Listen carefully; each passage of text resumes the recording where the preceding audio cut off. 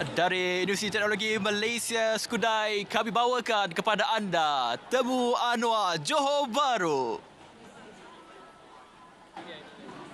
Assalamualaikum, salam Malaysia, Madani, salam kemerdekaan buat anda semua yang menonton kami ketika ini secara langsung di TV1, di Facebook Berita RTM dan juga di TikTok RTM kita live di semua platform kami. Dan ini kami bawakan kepada anda secara langsung untuk Temu Anwar di Johor Bahru. Kali ini bertempat di Dewan Sultan Iskandar di Universiti Teknologi Malaysia ataupun UTM Skudai ketika ini.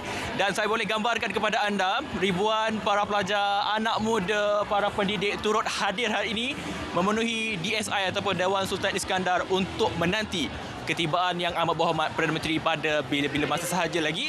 Dan ketika ini mereka semua sedang menantikan ketibaan dan masih lagi memenuhi ruang yang ada kerana mereka sudah pun bersedia sejak jam 12 tengah hari tadi. Namun dalam masa kita bercakap ini juga, ini saya gambarkan adalah pertama kali untuk Temu Anwar ini berlangsung di selatan tanah air, iaitu di Johor Bahru ataupun di UTM Skudai ini. Terus itu mereka telah pun menunjukkan keterujaan mereka, sedia dengan telefon masing-masing untuk mendapatkan gambar ataupun shot terbaik pada mereka yang mungkin pertama kali berjumpa dengan Yang Amat Berhormat Perdana Menteri Datuk Seri Anwar bin Ibrahim pada hari ini. Inilah peluang mereka dan saya fikir rata-rata saya sempat menembual mereka, rata-rata sudah pun bersedia dengan persoalan dan juga mungkin pertanyaan mereka kepada Yang Amat Berhormat Perdana Menteri, khususnya mereka ataupun pelajar-pelajar ataupun mahasiswa UTM ini sendiri.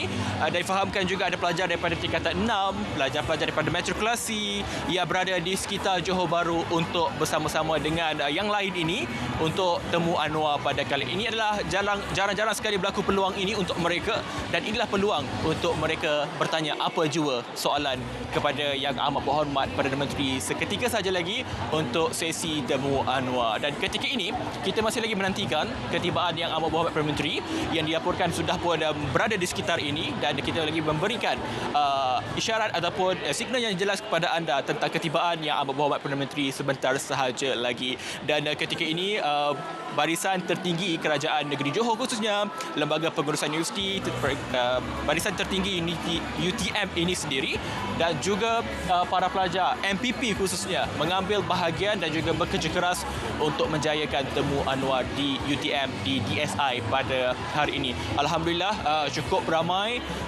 mengenakan pakaian ataupun baju korporat masing-masing, menunjukkan semangat mereka untuk mewakili badan ataupun institut masing-masing untuk mungkin bertanyakan kepada Yang Amat Berhormat sebentar sahaja lagi. Apakah persoalan dan juga mungkin yang akan ditanyakan oleh mereka, khususnya anak muda yang dijemput khususnya ke Temu Anwar pada hari ini. Kalau kita menyingkap kembali, banyak sudah universiti kita telah pergi untuk memberi kepada anda liputan tentang Temu Anwar ini. USM, UKM, di UMK misalnya, pelbagai soalan telah pun diberikan dan dilontarkan, dan apa yang menariknya telah pun ataupun diselesaikan dengan kadar segera yang diberikan komitmen oleh Yang Amat Berhormat Perdana Menteri.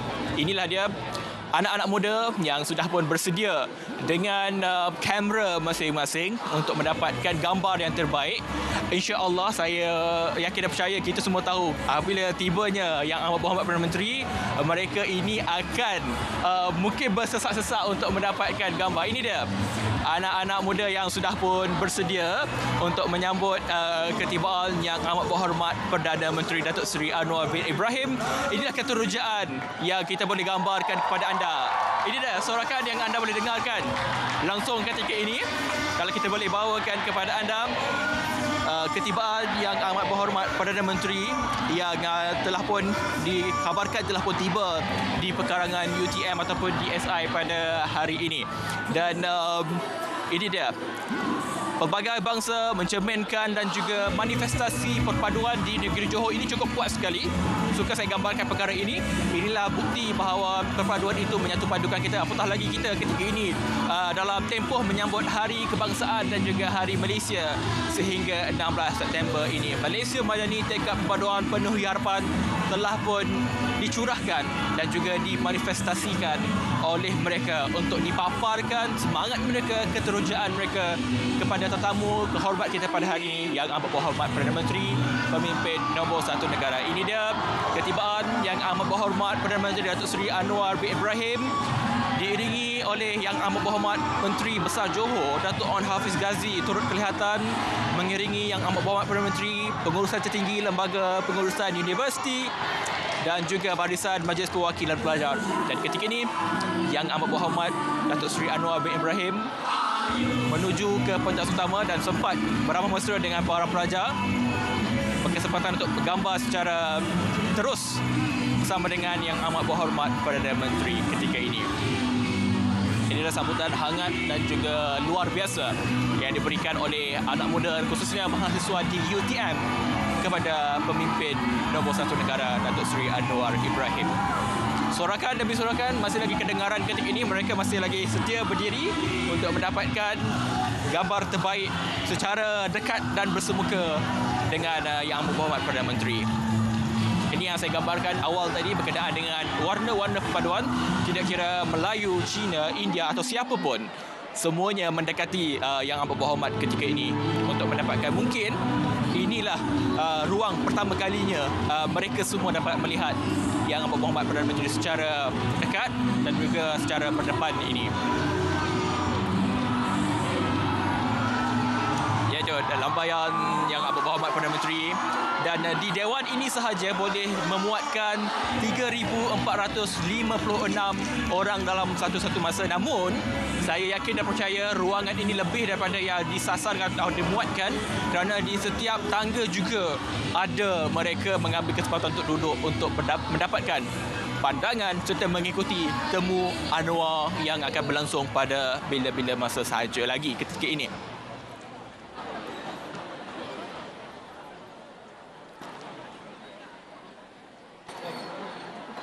Baik, ketika ini acara seterusnya yang telah pun diatur akan diteruskan mengikut kepada protokol yang dilangsungkan pada hari ini. Assalamualaikum warahmatullahi wabarakatuh. Baik, itu dia. Kalau sementara kita menunggu atau cara yang bermula pada hari ini, saya ingin berteruskan pertanyaan saya kepada mahasiswa yang berada di sini untuk mendapatkan pandangan. Mungkin saya boleh dapatkan terus siapa nama? Boleh berdiri kat sini? Okey, nama? Nama saya Raja Atika Sofia binti Raja Azman. Okey, pelajar tahun? Pelajar tahun pertama. Diploma. Okey, saya ini kali pertama jumpa PMX. Ya, saya. Mungkin boleh kongsikan dengan kita keterujaan ataupun semangat untuk berjumpa dengan Yang Amat Berhormat Perdana Menteri.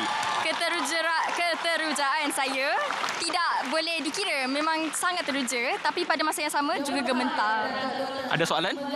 Untuk beliau. Mungkin ada. Mungkin yes. Saya ada. Okey. Mereka sangat teruja untuk mendapatkan pandangan ataupun persoalan mereka akan tanyakan kepada Yang Amat Berhormat Perdana Menteri sebentar saja lagi. Terima kasih Raja. Raja Atika Sofia. Yes. Terima kasih. Baik, saya cuba dapatkan seorang lagi. Mungkin siapa nama? Saya Sing, Ler Sing. Pada kamera. Saya Lee Ler Sing. Pelajar tahun? Pertama. Kali pertama jumpa PMX juga. Mungkin boleh kongsikan perasaan kepada kita bagaimana menantikan ketibaan PMX pada hari ini. Sangat gembira tapi nervous. Kenapa nervous ya? Kali pertama lah. Okey, ini dah semangat anak muda. Saya cuba dapatkan seorang lagi. Mungkin belajar seorang lelaki untuk kita dapatkan. Ini anak muda yang semangat, well dressed untuk berjumpa dengan Perdana Menteri kita. Siapa nama dan tahun berapa? Nama saya Daniel, pelajar diploma tahun pertama. Pertama. Okey, baik. Pertama kali berjumpa dengan Perdana Menteri? Ya, ini adalah kali pertama saya berjumpa dengan Perdana Menteri. Okey, saya dah tanyakan kepada kedua-dua rakan-rakan anda ini yang berada di UTM ini, perasaan dan juga bagaimana keterujaan itu boleh digambarkan. Saya berasa sangat teruja kerana inilah kali pertama saya bertemu dengan Perdana Menteri dan ini adalah one time life experience yang saya tak akan pernah lupalah. Ya. Okey, baik. Mungkin ada persoalan kepada PM? Ada. Saya akan bertanyakan soalan berkaitan dengan hak pelajar-pelajar universiti nanti. Jadi nantikan soalan yang akan ditanya. Okey, ini dia. Terima kasih. Ini dia antara anak muda yang akan bertanyakan kepada kita persoalan-persoalan yang mungkin akan ditanyakan terus kepada Yang Amat Berhormat Perdana Menteri. Kalau boleh kita gambarkan ataupun melihat ke belakang temu Anwar yang berlangsung sebelum ini, banyak persoalan yang telah diberikan kepada Yang Amat Berhormat Perdana Menteri dan telah diselesaikan dengan kadar segera, termasuklah isu bas, isu capaian internet dan sebagainya yang sering ditekankan dibawakan oleh Yang Amat Berhormat Perdana Menteri berkenaan dengan isu kebersihan tandas. Itu walaupun nampak simple pada dasarnya, namun itulah perkara yang penting perlu diberikan perhatian dalam soal kebersihan kerana ia terangkum di dalam tema Madani itu sendiri berdasarkan 6 rukun yang kita war-warkan sepanjang masa berkenaan dengan Malaysia Madani itu sendiri. Dan ketika ini kita menantikan isyarat untuk memberi laluan kepada pentas utama untuk temu Anwar sebentar saja lagi. Bagaimana ia digarapkan dan bagaimanakah ekspektasi mereka untuk mendapatkan persoalan dan juga melontarkan persoalan terus kepada Yang Amat Berhormat Perdana Menteri. Pelbagai persoalan mungkin di luar jangkaan kita, mungkin seperti biasa soal kebajikan fasiliti di universiti yang perlu diselesaikan.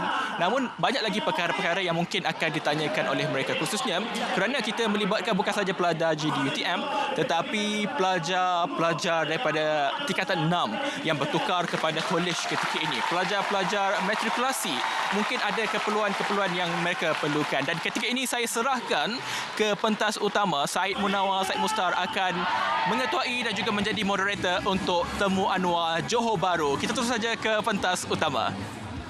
Wah. Boleh saya tuangkan airnya, Datuk Seri? Tak mudah ni dapat kesempatan untuk tuangkan tu, Datuk Seri.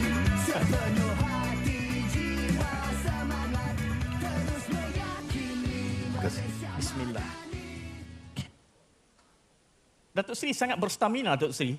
Saya naik tangga tu sekejap tadi pun. Kita... Datuk Seri amalannya apa? Kopi tak? Ini tongkat Ali ni, Datuk Seri. Ini istimewa sikit untuk... Datuk Seri, ini satu kesempatan yang luar biasa. Saya kira saya sebutkan tadi sebelum kehadiran Datuk Seri kerana saya gambarkan semangat Datuk Seri semasa menjadi pimpinan pelajar dahulu. Ingin berjumpa dan kini Datuk Seri berada di sini. Perjuangan yang lama dan kini berdepan dengan generasi yang dahulu. Datuk Seri adalah mereka yang di bawah ini. Jadi dalam banyak siri-siri Datuk Seri bertemu tanpa lelah. Satu yang saya appreciate adalah soal stamina-nya. Ya, masa yang diberikan. Tapi di waktu yang sama soal message Datuk Seri. Banyak siri pertemuan Datuk Seri dengan generasi muda ni. Mesej yang paling besar yang dalam hati nurani Datuk Seri ingin dititipkan kepada generasi muda ini apa, Datuk Seri? Assalamualaikum warahmatullahi wabarakatuh. Dan salam sejahtera. Alhamdulillah. Nahmaduhu wa nusalli ala rasulil karim. Pengurusi dan kuasa lembaga, Naib Chancellor dan seluruh tenaga pengajar dan anak-anak yang dikasihi sekalian, bagi pihak Menteri Besar, Muhammad Hafiz, saya ucap setinggi penghargaan atas kesediaan saudara datang, walaupun waktu itu singkat, tapi kebetulan saya tadi selepas menghadap Tuanku Sultan Johor, pergi melawat hospital yang sesak, Hospital Sultan Aminah, dan alhamdulillah setelah terbengkalai dan begitu lama, kerajaan tadi saya umumkan untuk menyegerakan pembangunan blok-blok hospital Sultan Amanah segera. Baik. Untuk respon soalan Sri Munawar, saya nak sebut begini. Kita kena tanya apa dia matlamat pendidikan. UTM dari pengalaman UTK di Jalan Geni itu di antara base kami dalam perjuangan mahasiswa. Dan selalu bila ditanya, kita kena rungkai ini. Untuk apa? Tentunya untuk menimba ilmu. Ya. Dalam bidang-bidang tertentu. Ada yang disebut fields of specialization yang sekarang kian berkembang di UTM, umpamanya dari 230 kursus sudah jadi ratusan disiplin. Kerana tuntutan zaman ialah kita meneroka bidang-bidang ilmu yang baru. Tapi kalau ditanya untuk apa? Inilah yang ada hubungan dengan apa yang saya sebut tentang madani dan manusiawi. Kita ini tidak boleh terlepas daripada menganggap diri seperti mana amanah pada Allah SWT. Walaqad karramna bani Adam. Allah angkat darjat bani Adam, manusia. Angkat itu kerana apa? Kerana hartanya, ilmunya, keterampilannya. Bukan. Kerana nilai dan akhlak yang diterapkan. Ilmu satu kemestian. Kalau dalam ekonomi madani yang saya luncurkan baru ini, kita mau angkat semula Malaysia sebagai negara hebat, maka bidang ekonomi, keilmuan, kepakaran, kemahiran, keterampilan mesti ada. Tetapi apa beza kita dengan mana-mana negara lain? Bedanya ialah kerana kita mau tegak pada paksi dan pengkalan sebagai manusia. Ukurannya itu masih pada nilai kemanusiaan, inginkan kebaikan, islah mastata'tu, perubahan ke arah kebaikan, dan menolak kemungkaran yang berpunca dari kejahilan. Sekarang ini apa dia masalah dalam negara kita? Rasuah besar. Tetapi bila kita lawan rasuah, masih ada gerombolan yang bertahan. Marah betul kalau saya cakap soal rasuah. Saya tidak tuduh siapa-siapa. Yang siasat itu SPRM. Yang dakwah itu peguam negara. Yang putuskan salah itu tidak hakim. Tanggungjawab saya ialah menyatakan bahawa enough of racism, enough of corruption, enough of ignorance and religious bigotry in this country, because we have to move as a great nation.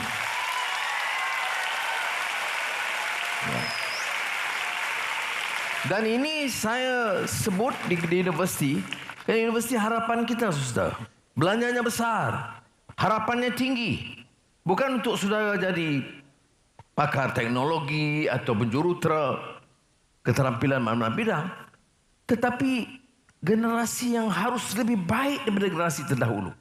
Kita baru sambut kemerdekaan.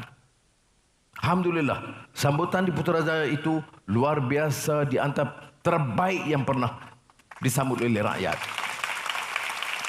Ya. Tetapi tema tekanan saya, yang saya samakan yang agak konsisten, ialah memaknai kemerdekaan itu. Bukan saja slogan ampuh. Bukan saja pengucapan yang lunak. Memaknai kemerdekaan. Negara sudah merdeka. Apakah sistem itu apakah benar-benar bebas dan merdeka? Mengapa kita lawan penjajahan? Lawan Inggris di tanah Melayu dan Sabah Sarawak, Belanda di Indonesia, Spanyol di Filipina, Perancis di Algeria, Itali di Libya. Semua negara bangkit menentang penguasaan kuasa asing. Sebab apa kita menentang kuasa asing? Kerana memaksa, menghambakan, memperbodohkan rakyat, mengutip hasil sewenang-wenangnya untuk memperkayakan diri mereka dan negara mereka, dan rakyat terpinggir dan miskin. Jadi kita lawan. Ibu bapa kita dulu membawa perubahan ini. Tapi lawan untuk apa? Itu yang harus ditanya oleh generasi sekarang. Apakah untuk mengganti perangai bobrok yang lapuk dahulu itu? Rupanya lain, warna kulitnya lain, kaumnya lain, agamanya lain, perangai rompakan sama. Sebab itu saya kata kita kena bangkit lawan anasir-anasir yang merosakkan ini. Ya. Dan sebab itu kita perlu generasi muda yang kritis. Saya beritahu kepada semua anak-anak Chancellor melalui Datuk Seri Khalid Nordin, Menteri Pendidikan Tinggi. Anak-anak mahasiswa, pimpinan mahasiswa sini yang depan-tuannya wanita. Waduh. Itu saya nampak garang sikit. Saya nak senyum pun saya tak berani tadi. Mana ni yang depan-tuan tadi? Okey. Terima kasih. Baik. Saya pesan, kalau anak-anak mahasiswa nak buat teguran kepada Naib Chancellor, kepada Menteri, kepada Perdana Menteri, silakan. Kalau nak buat bentuk sebagai speaker's corner, silakan. Saya tak jadi masalah. Jangan hina orang, jangan cerca kaum, jangan hina agama lain, jangan bawa propaganda. Teguran saya boleh terima. Dalam dialog siri Temu Anwar ini, saya banyak belajar. Anak tingkatan 6 merayu kepada saya tentang pengiktirafan kementerian tingkatan 6 sebagai sebahagian dari sekolah. Daripada gesaan mereka, saya bawa kepada jemaah menteri. Siapa yang tegur saya? Anak umur 17-18 tahun. Siapa saya? Perdana Menteri. Apa yang berlaku? Saya dengar ada musabah. Saya bawa ke jemaah menteri. Beritahu Menteri Pendidikan. Apa keputusan? Jadikan tingkatan 6 itu tahap college pre-university asing daripada sekolah. Ya. Ada cadangan lain tentang internship. Internship tak dibayar. Atau dibayar terlalu rendah. Jadi kita kumpul semua konglomerat dan syarikat-syarikat di Suruhanjaya Security, tolonglah bayarlah kadar supaya anak-anak yang jalani khusus internship ini dapat sekurang-kurangnya tambang dia dan makan dia. Ini daripada siapa? Daripada anak mahasiswa. Entah UUM ke mana saya tak ingat. Jadi saudara ada pengajaran. Ada yang minta kebebasan. Ada yang tanya mengenai tindakan-tindakan yang kita ambil. Masalah kaum dan agama. Jawapannya ialah universiti ini harus menjadi tempat di mana anak-anak dilatih berfikir sebagai manusia. Bukan sacred cows. Sacred cows ini, lumbu kudus, itu pernah disebut oleh seorang pemikir, Ivan Illich. Dia cadangkan tentang deschooling society.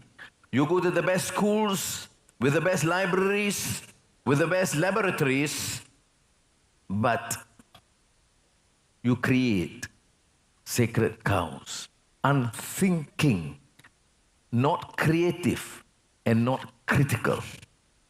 Kita nak saudara ada kebebasan ini. Ya. Jangan umpamanya dengar orang berucap.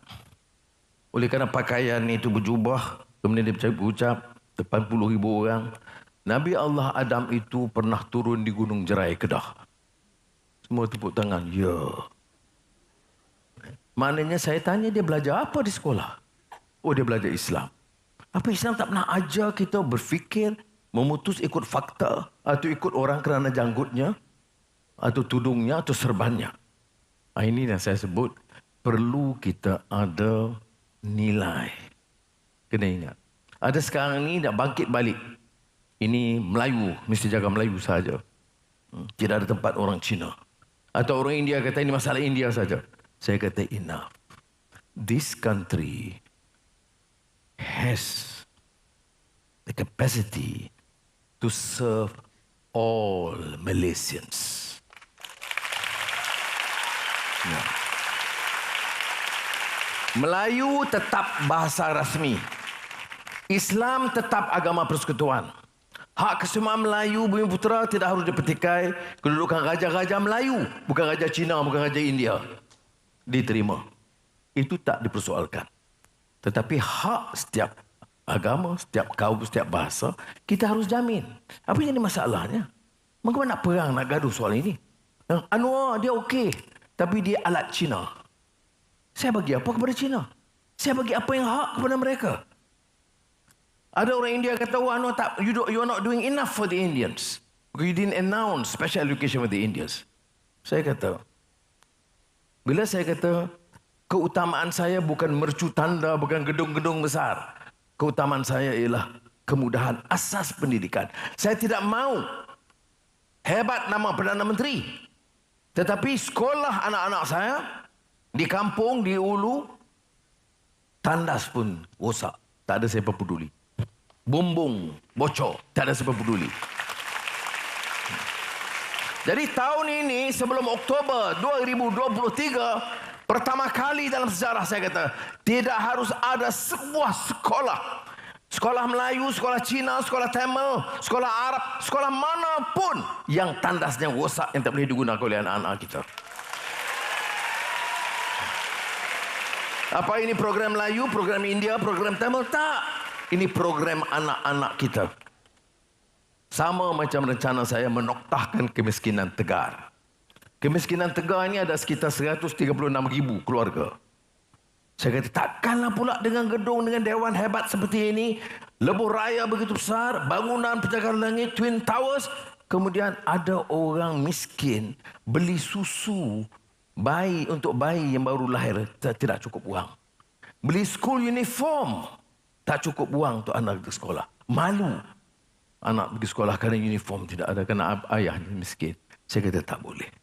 Jadi tahun ini juga, insya-Allah, tahun 2023, saya akan noktahkan kemiskinan tegar di Malaysia. Baik.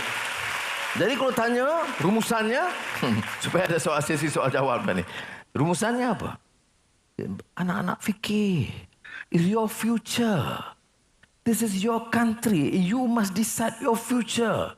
Not some old corrupt politicians. Not some old desperate politicians trying to gain support by using the race card. We will help our people. But we must stop stealing from the country. If you continue to steal, it's never going to be enough. I remember Mahatma Gandhi used to say, the world is enough for every man's need, but the world will never be enough for everyone's greed. Ada faham? Ya, cukup. Malaysia ini hebat, cukup.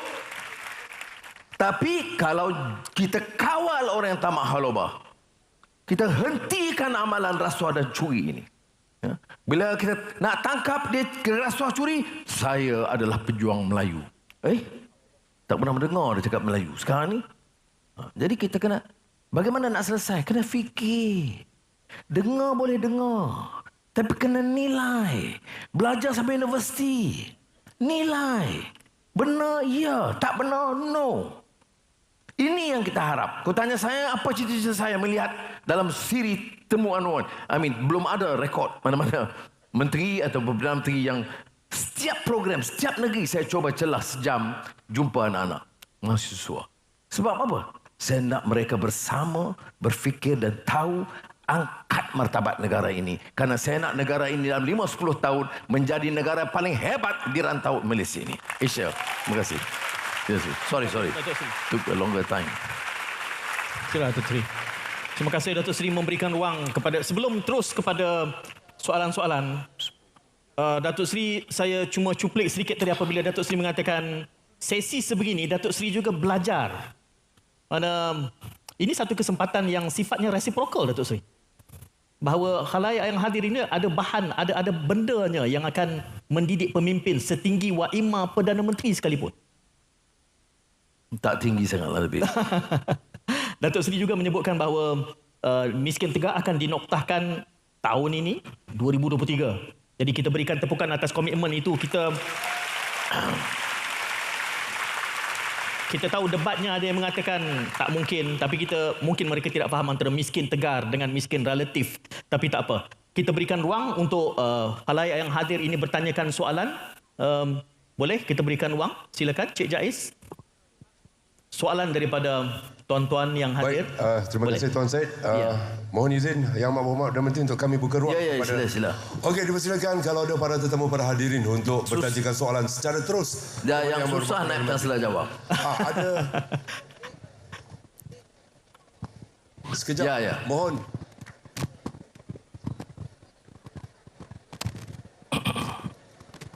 Kita mohon. Silakan. Ya. Okey, soalan. Silakan. Ramai yang mengangkat tangan ni. Ramai yang mengangkat tangan. Okey, saya dah nampak pegawai yang pegang mic. Okey.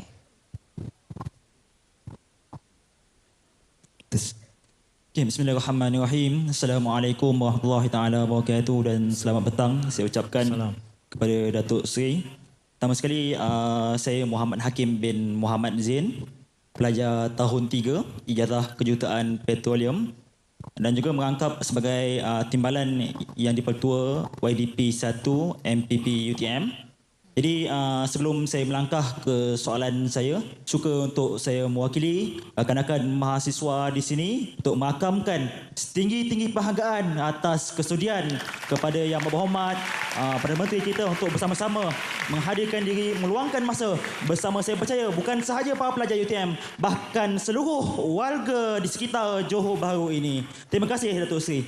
Jadi terus kita kepada soalan saya yang berfokuskan kepada pemekasaan mahasiswa. Ya, jadi saya percaya rakan-rakan di sini juga ambil maklum berkenaan dengan gagasan, ya, gagasan pemekasan mahasiswa yang baru-baru ini diperkenalkan ataupun digagaskan oleh Menteri KPT kita, iaitu Datuk Seri Khalid Nordin. Jadi seperti kita tahu, bila bercerita berkenaan dengan pemeriksaan mahasiswa, ia meliputi aspek kemandirian mahasiswa itu sendiri dalam menguruskan pengurusan kewangan, membuka perniagaan secara sendiri. Jadi soalan saya, apakah peranan ataupun apakah pendapat dari sudut Datuk Seri sebagai seorang Perdana Menteri terhadap usaha pihak kerajaan dalam jangka masa panjang terhadap untuk memperkasakan, usaha untuk memperkasakan elemen-elemen ini dalam kalangan mahasiswa. Seperti yang kita sudah tahu, mahasiswa pada hari ini bukan semuanya bersedia untuk kehadapan bagi menguruskan kewangan sendiri, untuk kehadapan bagi membuka perniagaan sendiri. Jadi itu memberikan sedikit cabaran kepada kami, terutamanya di barisan kepimpinan pelajar. Dalam memastikan gagasan ataupun elemen ini dapat lancar dijalankan di IPTA di seluruh Malaysia. Jadi pendapat Datuk Seri amatlah saya ingin alu-alu untuk dengar, dan seterusnya sejauh manakah pihak kerajaan komited untuk memastikan gagasan ataupun elemen pemekasaan mahasiswa ini dapat diteruskan dalam jangka masa panjang. Sekian, terima kasih. Boleh saya dapat nama sekali lagi tadi? Muhammad Hakim. Hakim. Datuk Seri. Baik, terima kasih Hakim. Baik, memang Datuk sekali gunakan ikhtiar ini dan mendapat dukungan kita. Pendapat saya tentunya sama, iaitu pertama, tugas mahasiswa memastikan dia cemerlang dalam bidang ilmu dia di universiti. Itu tugas utama. Tetapi kita juga nak lahirkan manusia. Oleh demikian, isu profesionalism, pendedahan kepada pengalaman-pengalaman perniagaan dan peluang pekerjaan itu perlu. Sebab itu kita galakkan dan perluaskan program internship. Dan saya juga mewakili pandangan di mana pendidikan itu tidak harus kita compartmentalize sebagai satu disiplin yang terlalu terbatas. Dan di beberapa siri ilmu Anwar sudah ikuti, saya selalu gunakan pandangan seorang pemikir Spanyol yang dalam bahasa Spanyol judul dia Rebellion de las Masas, Revolt of the Masses. Bukan revolution, revolt, tapi revolt pemikiran bahawa dalam sistem pendidikan, kalau kita terlalu terikat dengan specialization, kesan dia lah disebut oleh Ortega Y. Gasset, dia kata barbarism of specialization. Maknanya kita khusus sampai tak tahu yang lain. Jadi sementara kita harus pastikan kita capai kecemerlangan dalam bidang pengkhususan kita, jangan kita anggap pendidikan itu tamat di situ. Kerana manusia, kita harus tahu sejarah kita, budaya masing-masing, tolerance di antara satu sama lain, dan masalah ekonomi, kekangan hidup, semua harus ditangani. Baru boleh jadi seorang manusia yang intellectually qualified and competent. Itu yang disebut oleh Ortega Y. Gasset dalam Rebellion or Revolt of the Masses. Rebellion de las Masas. Baik. Saya juga popularkan karya Harry Lewis. Dulu di universiti saya silap, saya sebut kata Harry Miller, tak, dia Lewis. Buku dia Excellence Without a Soul. Dan banyak saya anjurkan pimpinan universiti membaca. Kerana dia ini mantan dekan terkenal dari Universiti Harvard. Dan kita tahu Universiti Harvard itu di antara universiti paling cemerlang di dunia. Dari segi ilmiah, akademik. Tetapi dia sebut ada lompongan di situ. Iaitu without a soul. Universiti cemerlang tapi tak peduli masalah rakyat sekitarnya. Universiti di Boston. Di luar sana ada golongan hitam yang ditindas. Mahasiswa tidak peduli. Di kelompok yang lain, rakyat yang miskin, ketara, tidak mengesan kepada mereka. Jadi dia kata, apa pendidikan ini yang tidak ada nilai, tidak ada perasaan, tidak mempedulikan nasib rakyat. Tadi disebut excellence without a soul. Sama dengan apa yang sebut awal tadi tentang de-schooling society oleh Ivan Illich yang mengatakan di antara lain dia hanya fikir bidang pengkhususan. Jadi kalau soal yang bagi kalau Kim, tentunya saya senang sebab ia perluaskan skop ini. Jangan sehingga melonggarkan atau melemahkan fokus kita dalam bidang ilmu dan pendidikan dan disiplin dan pelajaran. Itu masalah juga ya. Profesor ada tanggungjawab pastikan universiti itu cemerlang dalam bidang pendidikan. Dia bukan zero sum game. Bukan maknanya cemerlang pendidikan runtuh manusiawinya. Dia cabaran kita ialah untuk cemerlang bidang pendidikan, ada pendedahan dalam bidang-bidang keterampilan dan profesionalism, pendedahan perniagaan yang disebut oleh Saudara Hakim, dan di samping itu kita angkat martabat kita sebagai manusia. Sebab itu saya kata dalam madani ini, ya, dalam negara madani, ekonomi madani, dalam kemampanan madani itu juga, dia tak terlepas dari persoalan nilai. Apa artinya pembangunan mencakar langit? Tanda sekolah tidak dipedulikan. Apa arti gedung-gedung besar ya, yang kita bina dengan megah?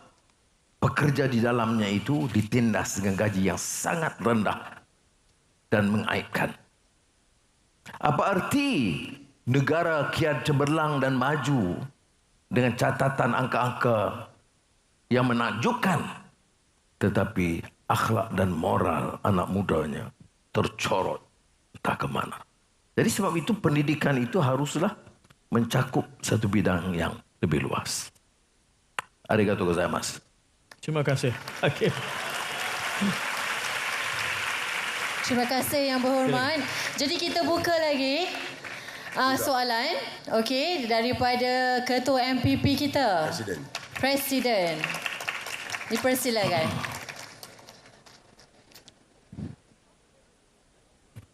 Assalamualaikum, selamat tengah hari Datuk Seri. Nama saya Ilah Huda, Presiden MPP UTM. Sebenarnya Datuk Seri, saya tertarik dengan ucap pertama yang telah diucapkan oleh Datuk Seri. Yang mana Datuk Seri memberi jaminan bahawasanya sekolah-sekolah ini akan dinaik taraf, tak ada sekolah yang daif, prasarana asas akan ada. Dan saya percaya ini adalah impak pandemik. Namun Datuk Seri, impak pandemik ini tidak berhenti di sekolah menengah, sekolah rendah saja. Impak yang cukup signifikan juga terkesan di IPT, IPG, College Community, IPTS dan juga IPTA. Oleh itu Datuk Seri, saya ingin bagi satu contoh. Contoh juga sama seperti yang Datuk Seri katakan. UTM yang menjunjung nama teknologi sendiri, kami nombor 1 sains dan teknologi, namun pembangunan fizikal UTM ini tidak setaraf pun dengan pembangunan negara, Datuk Seri. Sebab itu Datuk Seri, saya percaya usaha murni yang Datuk Seri buat ini perlu diperluaskan di IPT seluruh Malaysia dengan rendah diri, Datuk Seri. Saya mewakili adik-adik kita, terima kasih Datuk Seri sebab sudi bantu adik-adik kita. Oleh itu Datuk Seri, apakah model ataupun inisiatif yang Datuk Seri, kita sama-sama boleh bincangkan untuk kita selesaikan masalah yang sama di universiti dengan kadar yang segera, supaya di akhirnya kalau hari ini Datuk Seri one in a million, tokoh mahasiswa, ikon kepimpinan, masa depan kita akan ada banyak pemimpin seperti Datuk Seri. Terima kasih Datuk Seri. Terima kasih. Sudah menggesa kita melihat cara yang lebih makro, menyeluruh. Jadi bagi anak-anak harus menangkap permasalahan ini. Apa dia? Saya ambil alih jawatan ini dengan hutang negara mencecah 1.5 trilion ringgit. Apa salah berhutang? Tidak bersalah. Kalau untuk kebaikan. Saya sebut di mana-mana dulu almarhum Tun Abdul Razak. Masa dia timbalan Perdana Menteri dan Perdana Menteri orang yang mula berhutang. Terutama dari Bank Dunia. Untuk apa? Untuk sekolah menengah luar bandar, untuk Felda, untuk pembangunan luar bandar. Baik. Tapi selepas itu ada hutang-hutang, kebocoran, rasuah, keterisan, jadi berbilion-bilion rugi. Sebut saja agensi, kita berhutang. Kalau saya tanggung hutang, apakah saya nak tambah lagi hutang? Saya tak mahu. Sebab yang akan bayar itu anak-anak. Saya bukan jadi seorang pemimpin yang bertanggungjawab. Kalau saya hanya nak selesaikan masalah saya tanpa memikirkan negara ini masa akan datang. Berapa defisit negara ini, belanjawan negara?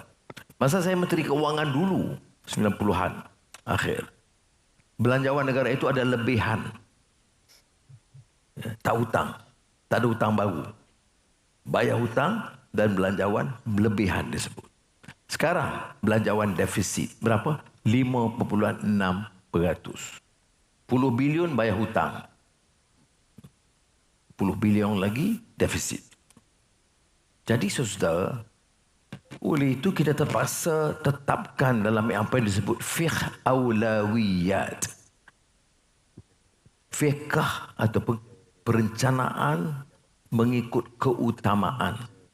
Based on priorities. What can we do this year? I took over in November.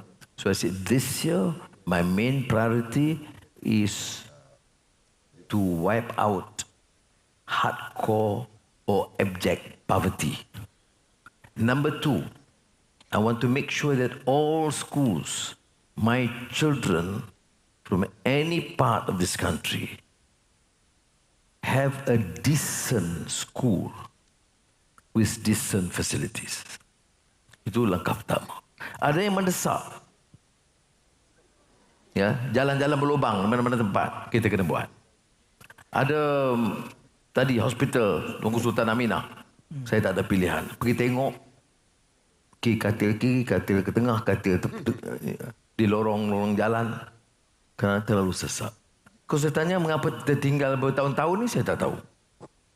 Kadang-kadang orang yang duk bercakap yang dulu ni jadi menteri dan pemimpin ni, tahun-tahun yang lalu ni, berdegar-degar hidup Melayu, Islam, pumpang. Ni, kamu tak tengok ke hospital ni macam mana? Kamu tak tahu ke sekolah ini dia tandasnya rosak? Sekarang nak berdegar-degar syarah apa? Sebab itu kalau ujiannya masa kita berkuasa. Ya, masa kita ada kuasa lah buat. Saya umpamanya orang sindir saya, oh dia kaya sebab tak ambil gaji. Tahu sebab apa saya tak nak ambil gaji? Allowance parlimen saya ambil. Sebab gaji Perdana Menteri saya tak ambil. Sebab apa? Saya tengok orang kerja tak ada apa ada. Gaji rendah pun tak ada. Sekolah tandas pun tidak ada. Macam mana saya nak suruh saya sedap mati sebagai Perdana Menteri dengan gaji begitu tinggi? Orang sindir saya tak ambil kereta baru yang harga 2 juta yang diorder oleh mantan Perdana Menteri. Saya batalkan. Saya kata gunalah Proton yang ada. Sebab kita nak gunakan wang itu ikut keutamaan yang diperlukan oleh rakyat. So orang nak caci, maki, hina saya itu tak mengapa, itu kerja dia.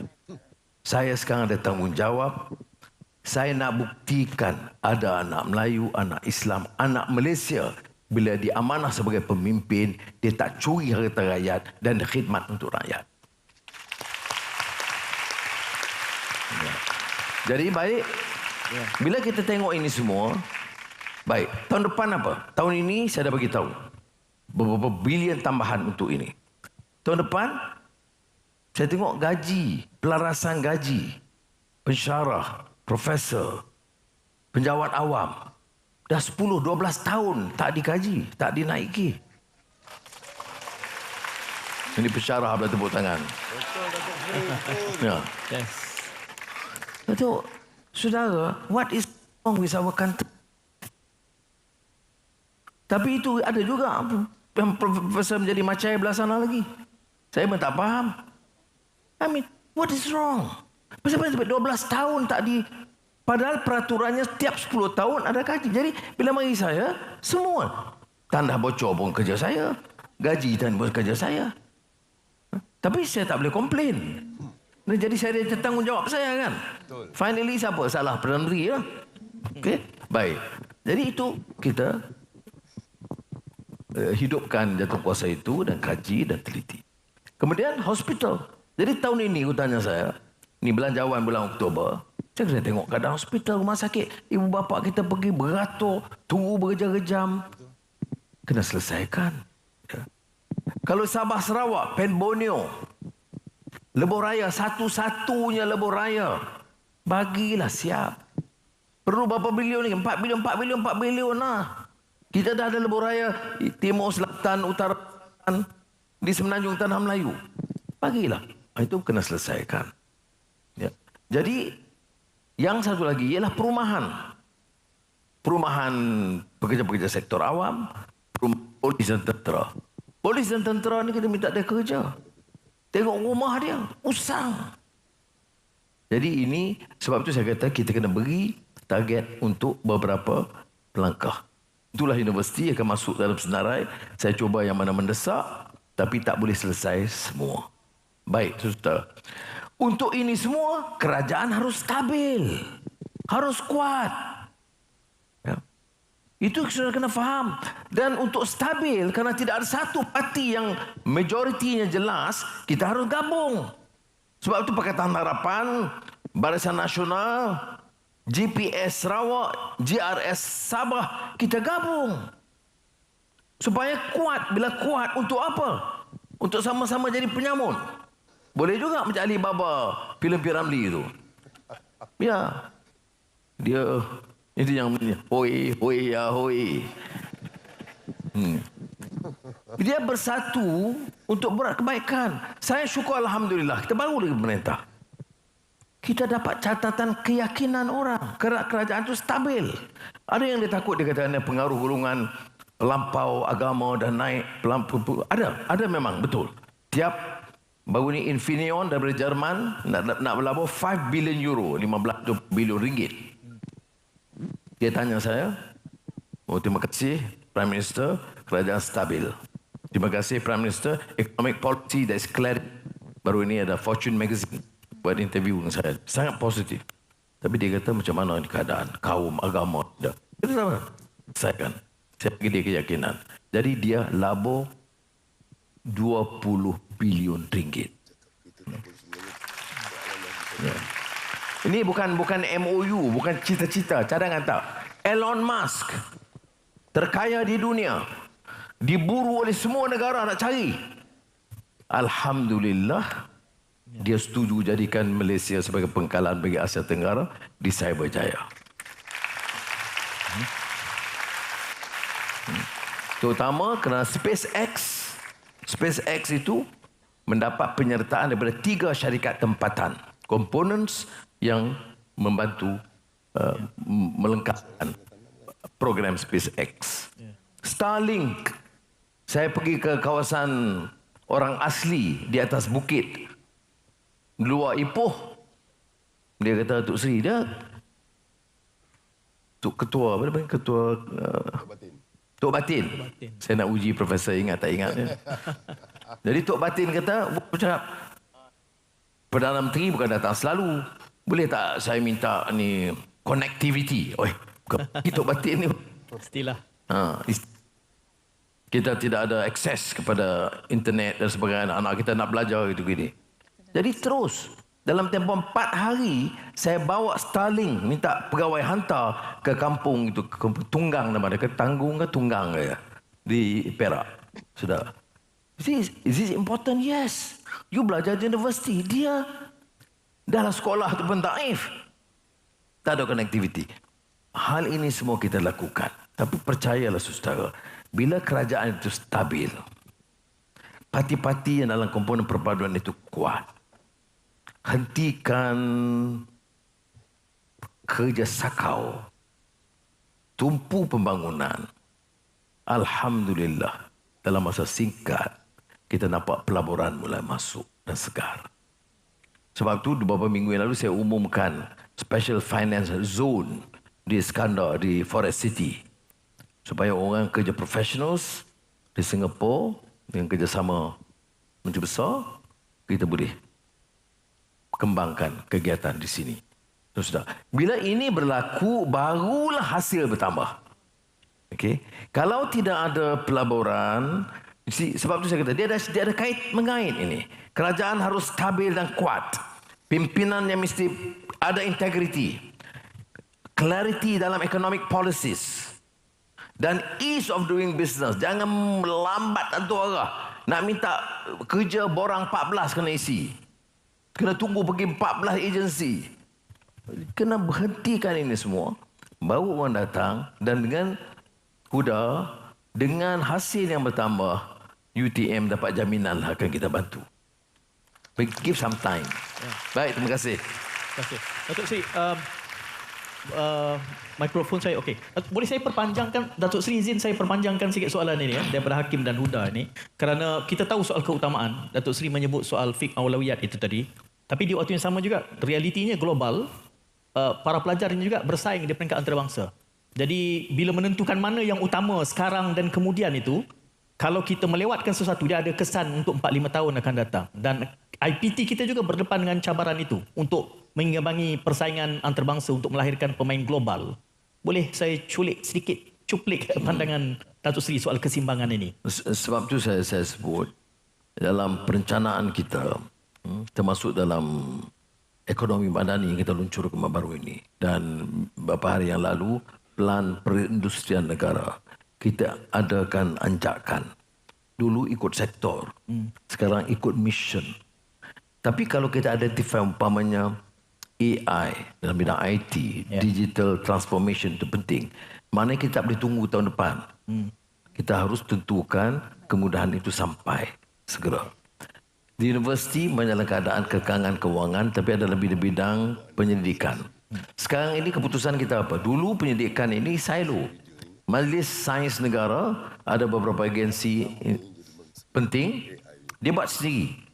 Tapi bila saya pengusikan, saya beritahu kepada Datuk Khalid dan Menteri Sains Likang, saya kata agensi research negara mesti ada sinergi dan kait secara langsung dengan universiti. Kita tak boleh tinggalkan keupayaan, kepakaran dan kemahiran di universiti.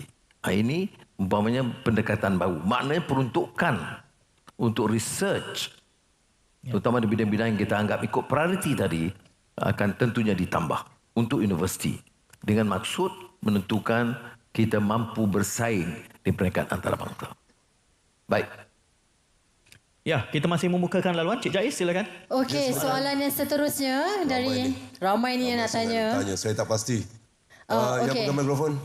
Okey, di belakang sana. Siapa yang menerima mikrofon? Ya, siapa yang menerima mikrofon? Okey, boleh teruskan bertanya.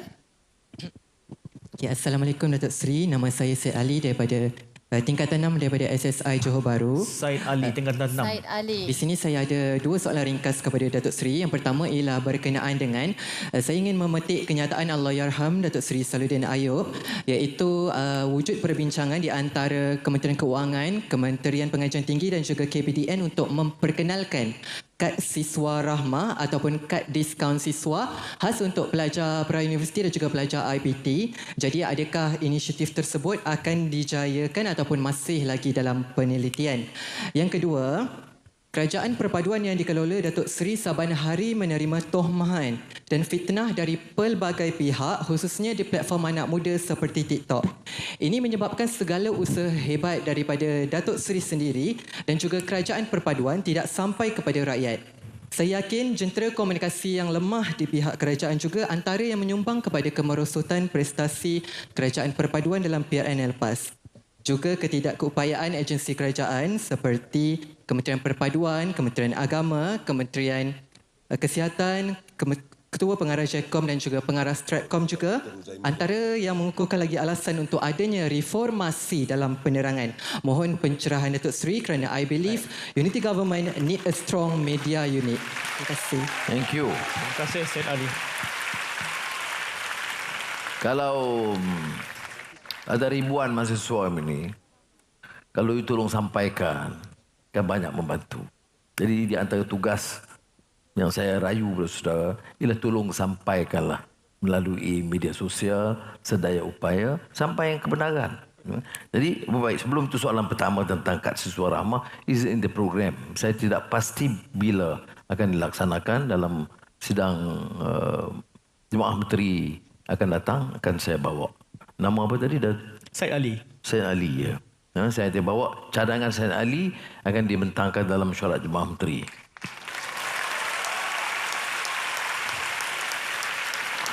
Dan keduanya tentang tuafahan. Ya betul, umpamanya saya bayangkan ya. Ambalat, isu sempadan. Saya sign dengan Presiden Jokowi. Sempadan Malaysia-Indonesia, batasan laut. Pihak pembangkang, pengurusi Perikatan Nasional dan ramai TikTok. Tambahnya ustaz-ustaz yang tak tahu apa pun dia terus. Ini khianat, habis negara kita dijual. Apa dia ni? Sudah tahu tak, nak tanda tangan itu dah kita dah runding berbelas-belas tahun. Jadi saya bincang dengan Presiden Jokowi. Kita ni dua jiran. Apa, tak boleh selesai ke? Jadi saya pun minta selesai. Siapa yang selesai? Bukan saya. Bukan orang politik. Jabatan Pemetaan, Jabatan Hidrologi, PDRM, Tentera, Kementerian Luar, semua yang terlibat, kaji di mana boleh diselesaikan. Baik. Kebanyakan selesai tak ada masalah. Oh, akan menembus akan mengkhianati Johor. Tak betul. Kawasan Johor yang terlibat itu 4 batu nautika daripada sempadan Johor.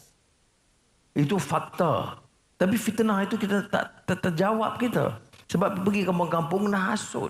Orang Ambalat, sempadan Sabah. Sempadan Sabah, Ketua Menteri tahu tak masuk, tak sign. Kan kita sign sempadan besar, ada kawasan-kawasan tidak disign. Belum ditandatangani oleh saya dengan Presiden Jokowi. Sebab kita belum setuju. Belum selesai. Bila selesai tak ada tanda tangan. Tapi apa yang dihukum? Bila bercakap Allahu Akbar, qala Allah Ta'ala. Tapi fitnah. Tapi kalau dia pakai serban, sudah percaya. Yang bercakap bohong, yang percaya? Ya, tak bercerdik lah pokoknya. Ya.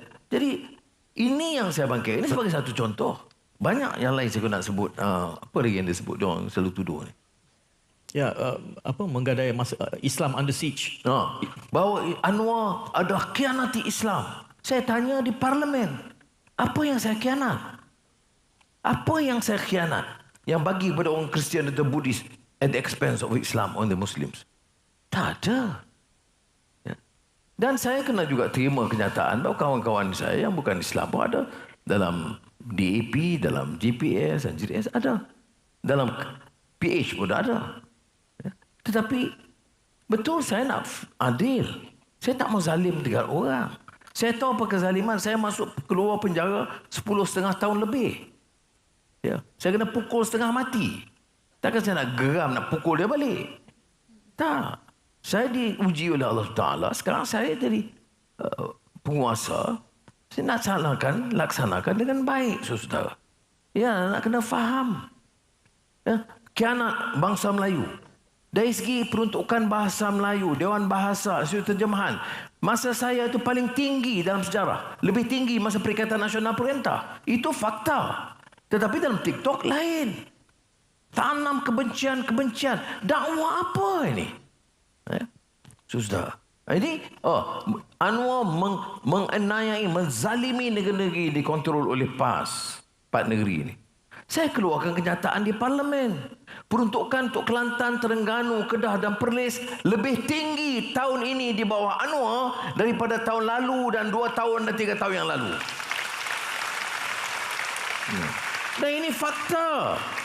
Mengapa orang kita begitu sendiri? Oleh kerana parti boleh bohong, boleh fitnah. Kalau betul tak pasti saya boleh terima.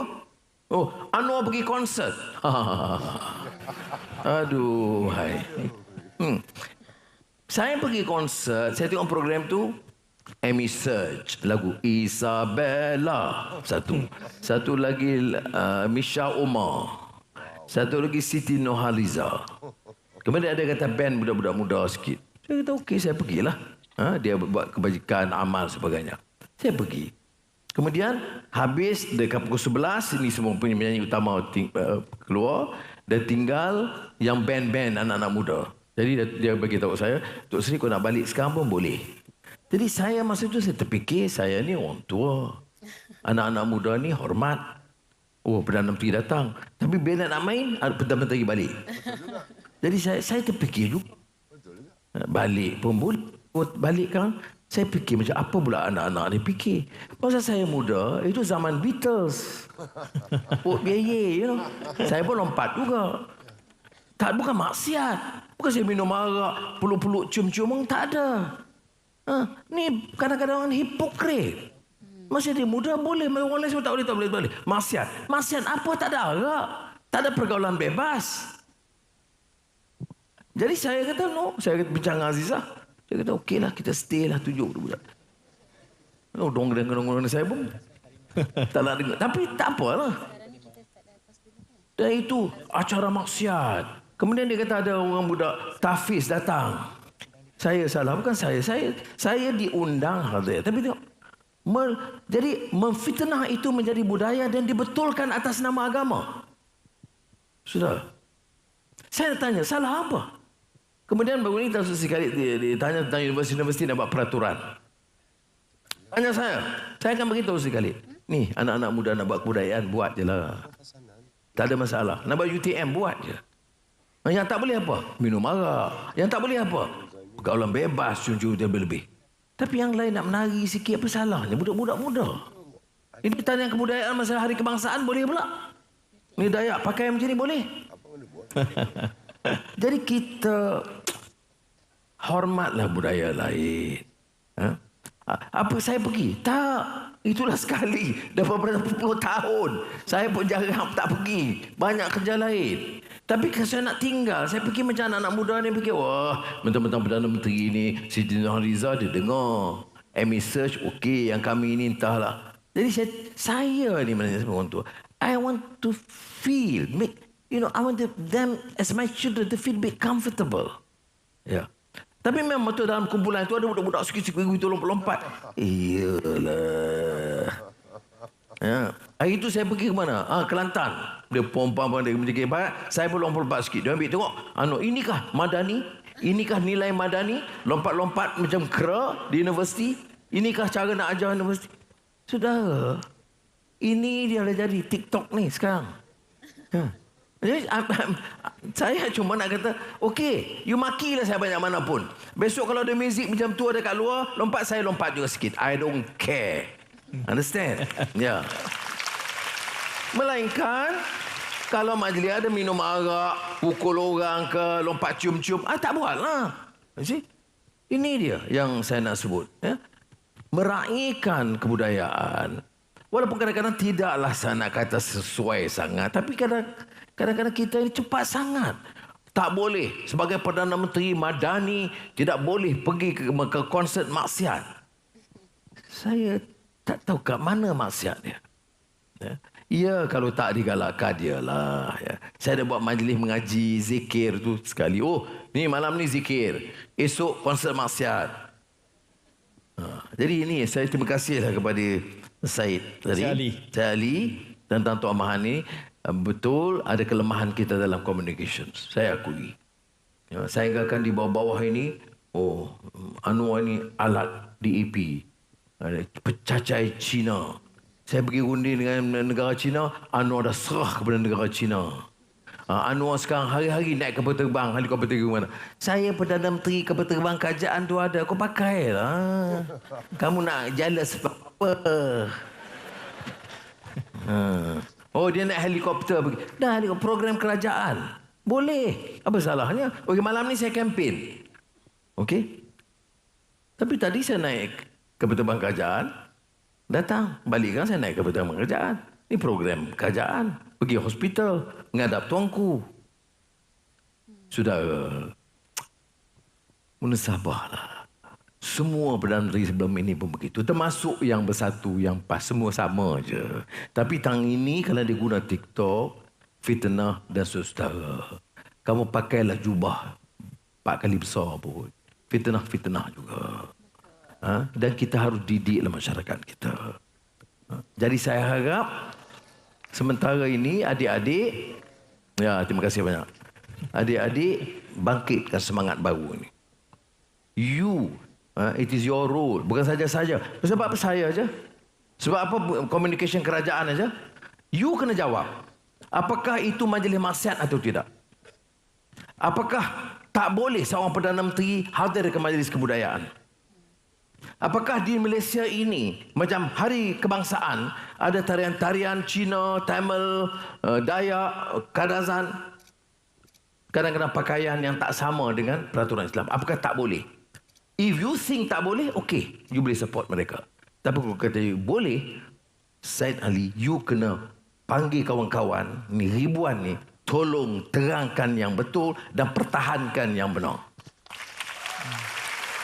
Ya. Dengan nota kaki Datuk Seri, kita harapkan semua yang hadir ni kemudian akan amplify dan menyebar luaskan lagi maklum balas oleh Yang Amat Berhormat tadi. Silakan Cik Jais. Okey, kita ada soalan lagi. Kita dah kat bawah, kita bagi peluang yang ke atas pula. Okey, ada soalan daripada bahagian atas ke? Hai orang atas, anda okey? Mana soalan dari atas? Mana? Sila. Mana? Oh, okey. Okey, itu dia. Saya dah nampak ya, dah. saya dah nampak tu. Silakan, Dek. Selamat sejahtera Yang Amat Berhormat Perdana Menteri. Nama saya Venisha, pelajar tingkatan 6 dari Sekolah Menengah Dato' Jaafar. Saya ingin mengucapkan terima kasih kerana memberi peluang kepada saya untuk bertanya soalan. Kami ingin mengucapkan terima kasih kepada Kementerian Pendidikan kerana memberi bantuan peranti siswa. Namun begitu, bukan semua pelajar yang mendapat kemudahan ini. Untuk pengetahuan Perdana Menteri, Yang Berhormat Perdana Menteri, peperiksaan STPM memerlukan kami untuk membuat kerja khusus bagi 4 subjek yang memerlukan penggunaan laptop. Jadi kami berharap agar pihak Kementerian Pendidikan dapat memberi bantuan peranti atau laptop kepada semua pelajar tanpa mengira pendapatan isi rumah pelajar tersebut.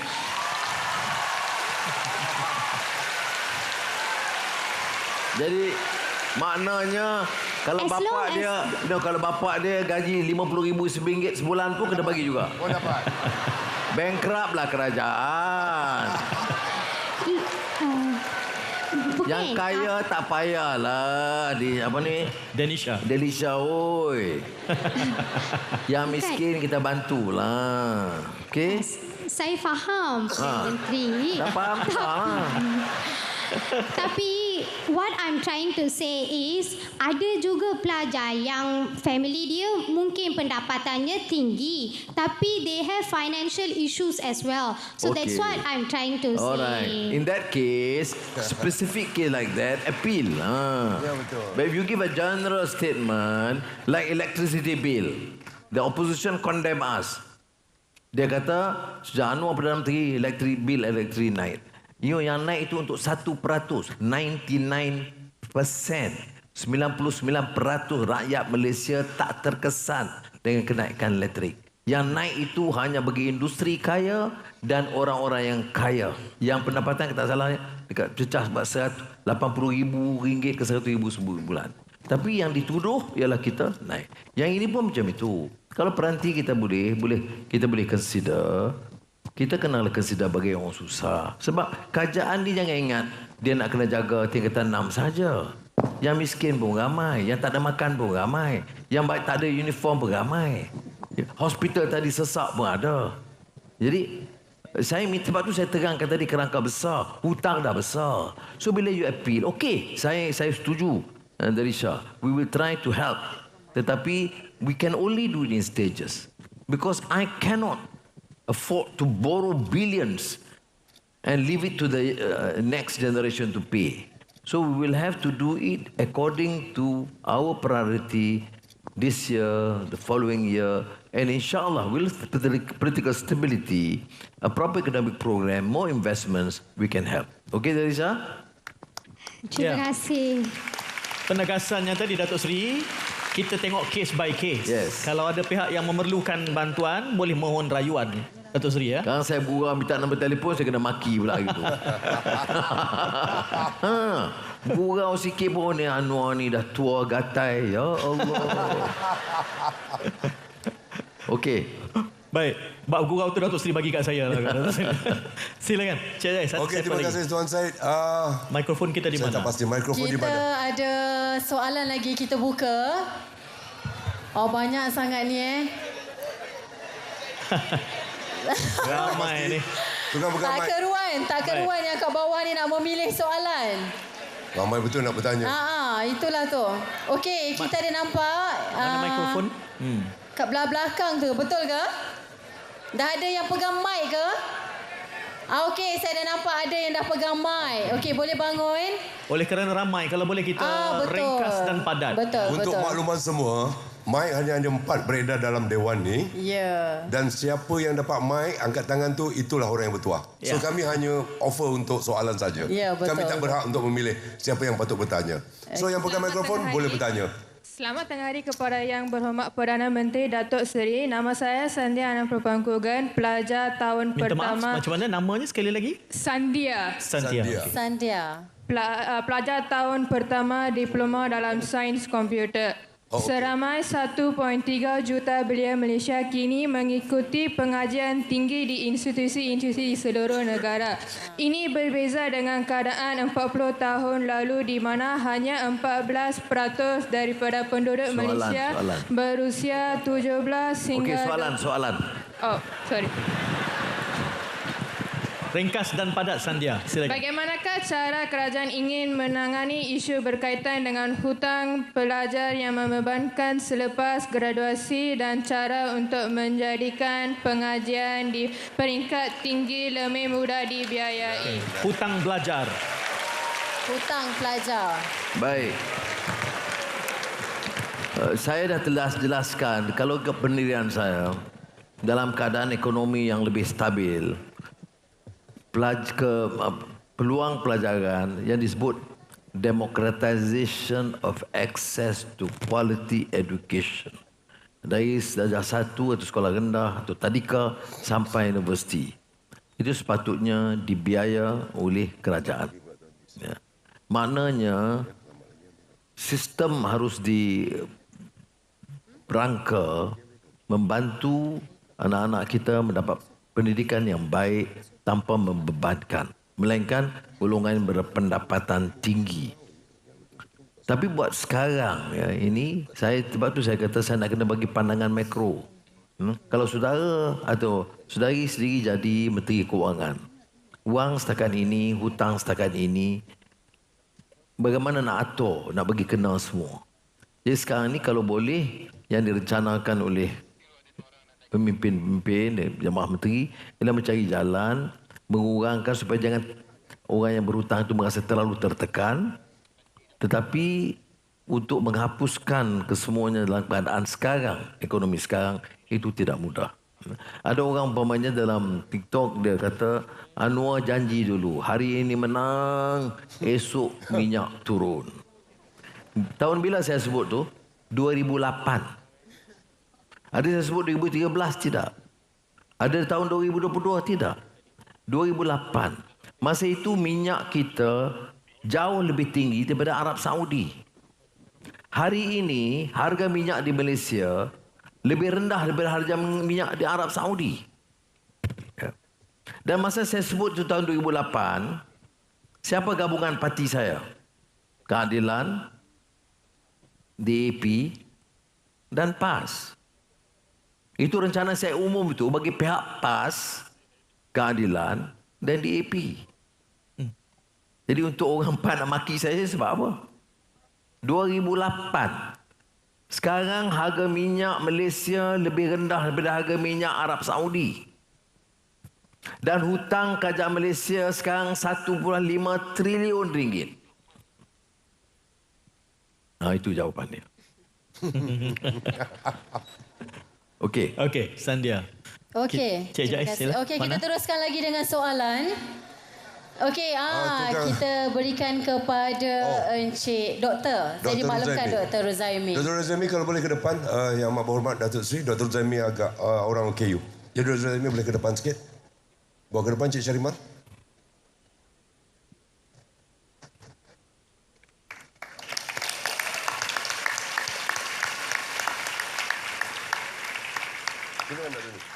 Okey. Okey. Okey, Assalamualaikum warahmatullahi wabarakatuh dan selamat sejahtera pada Yang Berhormat PMS kita. Okey, saya Ruzimi Muhammad, alumni Universiti Teknologi Malaysia. Okey, saya hanya ada 2 persoalan sahaja ya pada Yang Berhormat. Okey, perkara yang pertama, saya tertarik dengan penjelasan daripada Yang Berhormat tadi berkaitan dengan menoktahkan kemiskinan. Okey, yang mana saya boleh katakan secara umumnya 80% OKU, golongan OKU Malaysia ni berada dalam paras kemiskinan. Jadi, pada tahun 2008 melalui Akta OKU 2008 menyatakan bahawa kerajaan telah memperuntukkan 1% peluang pekerjaan kuota, berbentuk kuota kepada golongan ini. Tetapi sehingga Disember 2022, hanya 4 kementerian sahaja yang baru mencapainya. Jadi soalan pertama saya pada Datuk Seri, apakah cadangan ataupun tindakan yang akan dilakukan yang akan dilakukan oleh pihak kerajaan bagi memastikan kuota ini berjaya juga dicapai oleh pihak kementerian lain, termasuk juga pihak universiti ke politeknik apa-apa institusi lagi lah, bagi memastikan peluang pekerjaan untuk golongan OKU ini tercapai dari segi kuotanya. Itu soalan yang pertama. Okey, soalan yang kedua Datuk Seri, boleh Okey.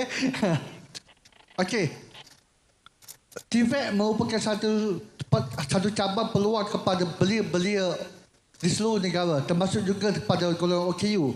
Tetapi ada satu halangan di sini yang saya dimaklumkan yang mana dari segi penilaian untuk kemasukan OKU itu ke mana-mana institusi yang menawarkan pengajian TVET, mereka mengatakan perlunya mempunyai kedua belah tangan. Sebab mungkin takut tak boleh menulis ke, tak boleh nak buat kerja ke. Tapi tidak ada lakukan the new methodology, pengukuran yang sebenar. Sebab kalau nak kira tangan, ada OKU boleh menulis dan melukis menggunakan kaki ataupun mulut. Jadi perlunya saya kira ada satu mekanisme baru yang saya boleh tanya kepada pihak Datuk Seri dan juga pihak pengurusan TVET untuk melihat kembali, melihat kembali struktur-struktur yang dibolehkan kemasukan. Bukan semua TVET yang selesai untuk OKU, saya faham. Tetapi ada setengahnya bentuk penilaian. Tak apa, kita setuju. Bentuk penilaian saya setuju. Yang lama. Kami bagi pandangan kita setuju sebelum. Okey, boleh, terima kasih Datuk Seri. Dan dua pengaruh Zami. Pertama, melibatkan semua kementerian agensi. Jadi saya bawa dalam Syarjah Menteri.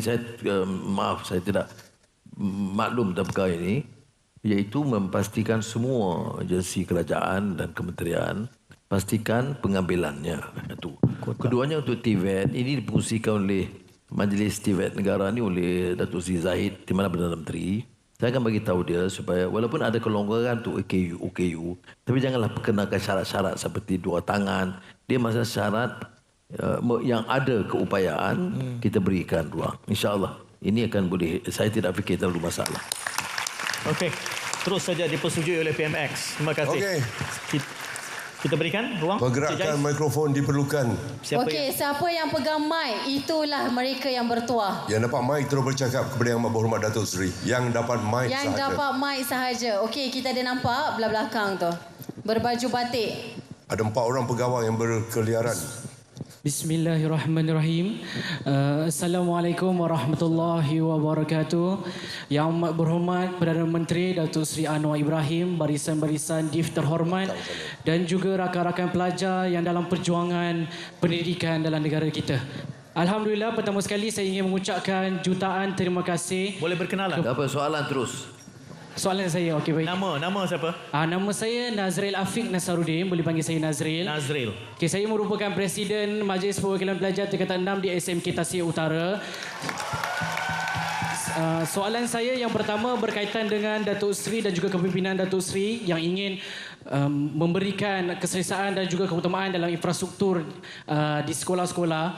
Namun kami di SMK Tasik Utara sendiri bagi pelajar tingkatan 6, kami sememangnya kekurangan tempat untuk pembelajaran, di mana kami pelajar tingkatan 6 sendiri tidak mencukupi dan ada beberapa pelajar dan juga kelas kami terpaksa berjauhan, berpindah randa, dan kita boleh lihat di mana di SMK Tasik Utara sendiri pelajar tingkatan 6-nya ada yang ada di blok A, ada yang di blok B, ada yang di blok D, dan kami di sini adalah sekolah di mana kami bercampur dengan arus perdana, iaitu pelajar tingkatan 1 hingga tingkatan 5. Di sini saya selaku Presiden mengambil maklum dan memohon kepada Datuk Seri di bawah kepimpinan dan semangat Malaysia Madani ini untuk memberi pertolongan kepada kami di mana menempatkan satu blok khas kepada kami sendiri pelajar tingkatan 6 yang menempatkan 10 kelas dan juga satu bilik khas untuk pembentangan kami di sini.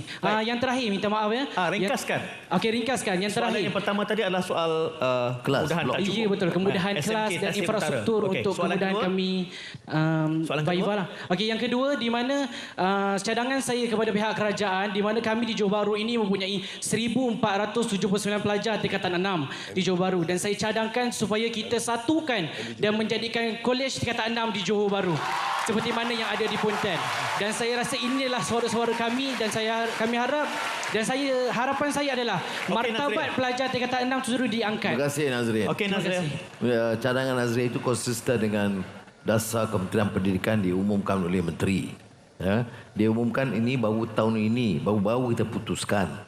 Jadi nak pindah blok, nak buat blok baru, nak kolej baru tu tentu ambil masa. Tapi dari segi keputusan memang dibuat. Dari segi dasar ialah mengasingkan. Kalaupun di bawah satu sekolah tapi asing seluruh cara peraturannya, disiplinnya, kebebasannya, blok khas untuk tingkatan 6. Mungkin pada peringkat awal secara segera kalau perubahan-perubahan tidak boleh jejaskan kelas-kelas yang lain. Jadi dari segi cadangan itu Nazri saya setuju dan saya boleh peringatkan Menteri Pendidikan. Tapi dia tentu saya percaya mesti ambil sedikit masa. Ya. Kalau Nazrin sabar sikit insya-Allah. Sudah sejajar dengan dasar sedia ada. Cuma pelaksanaannya saja. Silakan lagi. Okey, kita buka lagi atas pula. Okey, kita kena adil. Okey. Okey, saya nampak ke atas dah dapat mikrofon. Ada. Terus saja kepada soalan. Terus kepada soalan, Cik.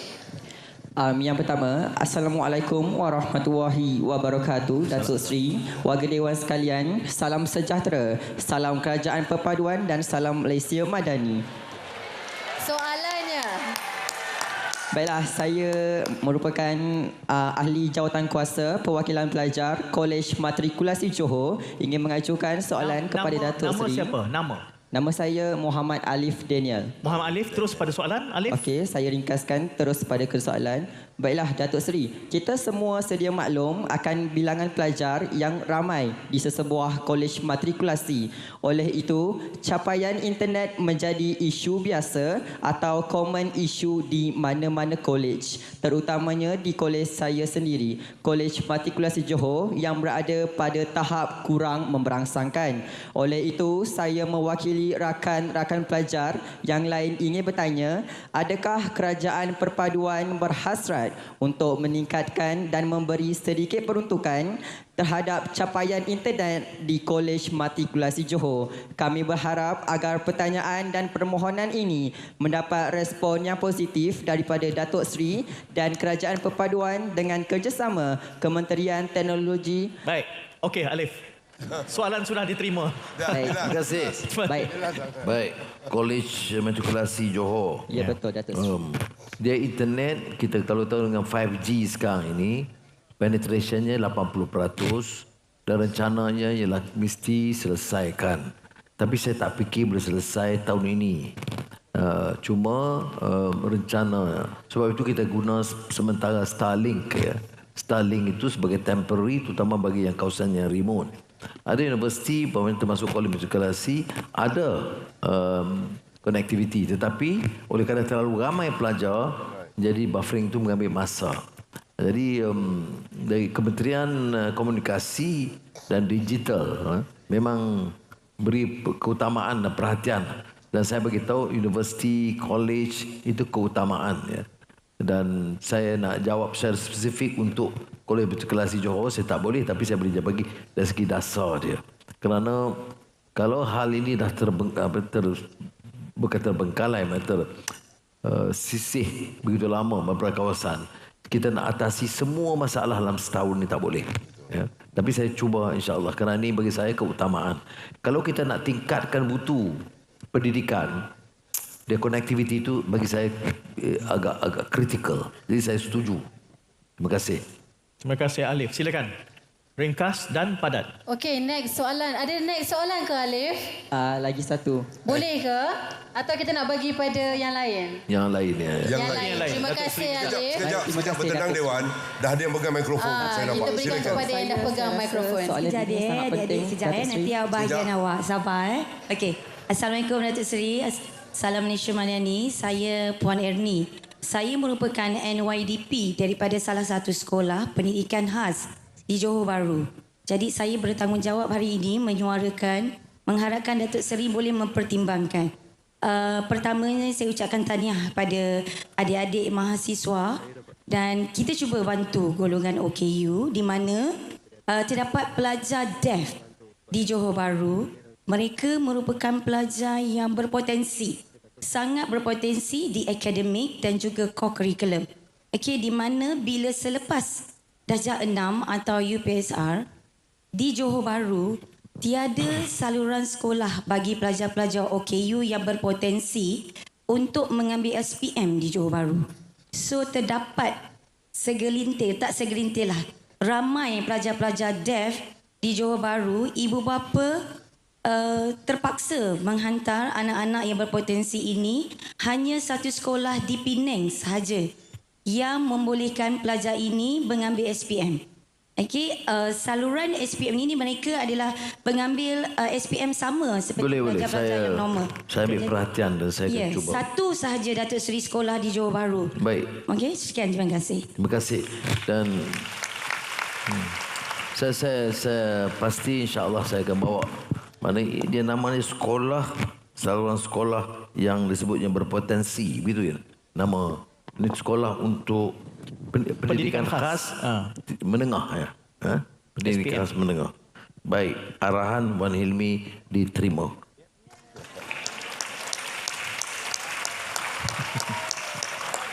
Kadang saya pun fikir yang dulu-dulu yang duduk bising-bising tu buat apa? Macam mana tak ada satu negeri, takkan tidak ada, mesti ada ribuan ratusan pelajar, mengapa tidak ada? Datuk Seri masa tu tak ada temu PM. Tak ada temu PM ya. Itu problem tau. Lepas tu kadang-kadang dia orang bising-bising melalak, marah-marah. Saya pun heran. Ada yang kata, apa Anwar buat masa dia Perdana Menteri. Kemudian sibuk jumpa nak jadi selebriti, jumpa mahasiswa. Saya pun pelik. Banyak saya belajar. Saudari anak-anak belajar juga apa yang saya nak sampaikan. Saya pun belajar. Saya tidak tahu. Ya, walaupun saya banyak memperjuangkan masalah rakyat, ada hal yang saya tidak tahu. Ini saya dengar umpamanya pendidikan khas menengah. SPM. SPM menengah apa? Iya, untuk satu negeri ratusan ribu penduduk, jutaan untuk selatan. Takkan tidak ada umpamanya. Ya, jadi saya nak sebut di sini itu bila sebut masa kita ada kuasa kerajaan, masa ini kita dengar dan kita cuba laksanakanlah. Ya, ini yang kita cuba lakukan. Jadi kalau orang yang nak pelekeh soal temu Anwar begitu begini, saya nak beritahu begitulah. Ya, betul kalau kita anggap kita ni pandai, pemimpin besar, tak ada ruginya kita turun dengar anak-anak bercakap.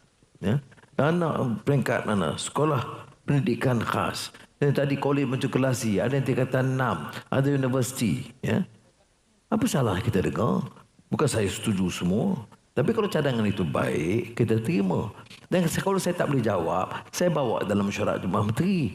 Bincang dengan menteri-menteri berkenaan. Itu yang saya lakukan. Jadi terima kasih banyak. Ini insya-Allah kita akan masuk ke dalam perancangan kita segera. Ya. Okey, kita buka lagi. Okay. Saya bayangkan Datuk Seri setengah masalah ini sifat dia structural. Jadi sesi temu Anwar ini facilitate masalah structural ini. Jadi sangat kita hargai. Silakan Cik Jais. Baik. Okey, kita ada lagi satu yang pegang mic, betul ke? Siapa yang sedang pegang? Ada seorang lagi yang pegang mic. Ramai mengangkat tangan tapi mic di tangan siapa? Sekarang ni mic di tangan siapa? Ramai mengangkat tangan tapi mic di tangan siapa? Ya. Okey, saya nampak Yang berbaju merah. baju merah berlengan hitam tu. Mungkin dari sekolah saya rasa. Ringkas dan padat, silakan. Okey. Okey, Dik. Ringkas dan padat ya. Ya, Bismillahirrahmanirrahim. Assalamualaikum dan selamat petang. Nama saya Putera Muhammad Abiuddin Shah bin Khairuddin. Saya dari Sekolah Menengah Kebangsaan Skudai. Baik Datuk Seri. Pada masa kini ramai siswa lepasan tingkatan 6 ada yang tak dapat untuk melanjutkan pengajian mereka ke peringkat yang lebih tinggi. Jadi saya ada dua soalan.